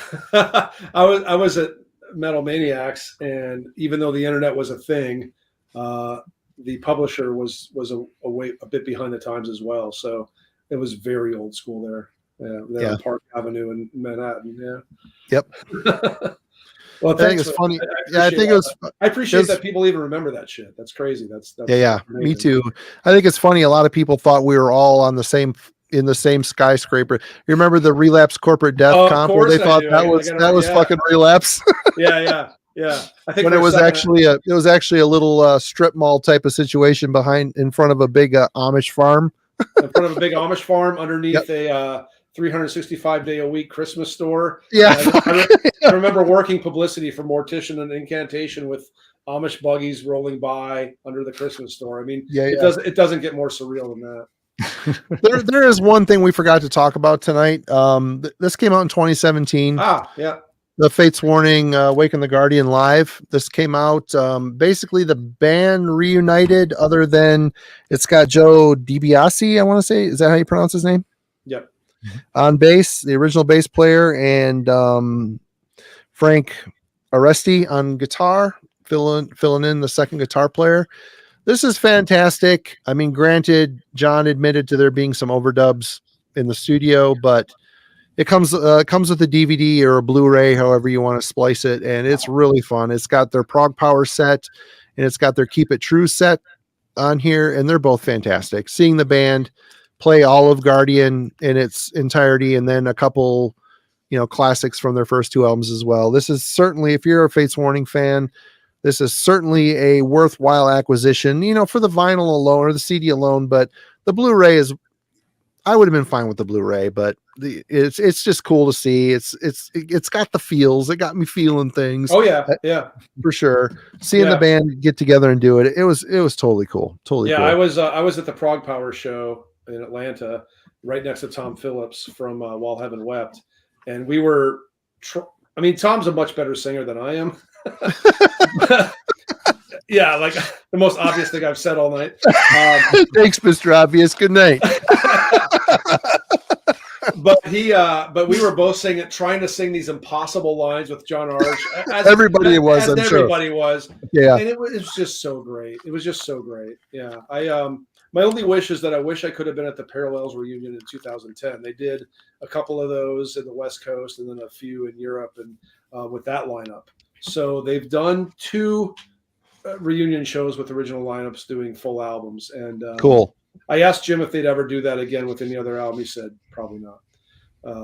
But it's a very special thing that you have albums like these monuments that stand in their discography, and you see grown men crying at the shows. Yeah. It's a wonderful thing. Yep. Absolutely. Well, with that, we've reached an end. Jeff, do you have anything else? I know you've got a Voivod book coming. Now, how is that rolling around? It's going well. My only issue with that so far has been the format. Like I want to do an oral history, and then I don't want to do a straight biography the way I've done with, say, Soul on Fire or Destination Onward. I want to do something different, maybe a little more personal. Band and management are just like, do whatever you want. We're cool with it, as long as it comes out next year. So I've been struggling with the format. I think it's going to be a very different sort of thing for me. But I can do it, and I'm confident. And it's been fantastic delving into their history, of course. But that, like Fate's Warning, they're just like blood and water and oxygen for me. They're just always there every single day. They've got very few down moments in their catalog too. I mean, there's something to glean from just about. There's a couple. There's like Couture's and maybe Infinity. There are 2 that are low spots for me, but man. I mean, Angel Rat Forever was, I mean, you and I had the conversation 100 times how I hated that album. When that album came out, I was so pissed. I didn't want to hear rockin' proggy Voivod. I wanted to hear. But it's Voivod. It's Voivod. But it grew on me. It grew on me. And now I love it. I listen to it and I love it. I don't know what the fuck I was thinking. You know, it's as Voivod as much as Roar is. You know, it's just a different Voivod. That's all. But yeah, so that's happening. And then beyond Radical Research and the Voivod book, I have no plans. Well, I do have the link, obviously, to the book, Destination Onward, The Story of Fate's Warning. Please, people, go click on that link and buy the fucking book. Alan, do you have anything that you would like to throw? Oh, and you know what? We have a second. Anybody have a question for Jeff before we bail? You better. I know there's a 9-second delay, and we're about to wrap it. So if you've got it, you better jump on it now. Alan, do you have anything to close with? No, just again, big thanks to Jeff for coming on and chatting with us. It's been a huge pleasure. Thank you, guys. This has been a blast. This is, dude, it's been fun. And we have this fun every week, and we would love to have you back. And if you want to come with Hunter or just on your own, we'll pick a random topic. We'd love to have you back. Absolutely. Let's do Axis of Advance. And I do not want to do that topic. All right. No, sorry. Right. We have to pick a different topic. Dutch jazz rock from the 70s. Oh, fuck you guys. We'll figure it out. We've been trying hard to get Zoller on too, and he says he didn't want to, and then now he wants to, but now he's too busy. So, hey, Hefe's on. What's up, Hefe? I love you, brother. It's good to see you, man. It's been a long time. I think the last time I saw Hefe, we were at a Mr. Bungle show together. Right on. Yeah. All right. Well, okay. No one's popping up any questions. So, thank you all tonight. Thank you for the donations, and thank you to Jeff. We really appreciate it. Jeff, don't hang up after this. We're going to chat for a second. Okay. But, yes, it was fun. Indeed, Jeff, for sure. Thank you. Everybody remember to go pre-order the book. Check it out as soon as you can get a copy of it for sure. And more importantly, just listen to Fate's Warning. Wait a minute. Aaron's wondering which Dutch jazz from the 70s. Oh, now I've really fucked myself. Yeah, you fucked out. Yeah, put up or shut up there, biatch. let me say Finch from I think Finch is from Denmark actually. So that's the first thing that comes to mind. Well, there you go, Finch. Anyway, everybody, thank you so much. We will be back for sure next Wednesday. We'll be discussing Alan has selected for the album club Pestilence's Exitium, which I still haven't listened to yet. I've been in Fate's Warning. Wow. Yeah, we're going to check that out. But yes, we'll see you then, and if not sooner. And Jeff, we love you. I love you. You're a great man. And we will see you all soon. Thank you for everybody for hanging out with us. Jumping out. Thank you. Everybody have a good weekend.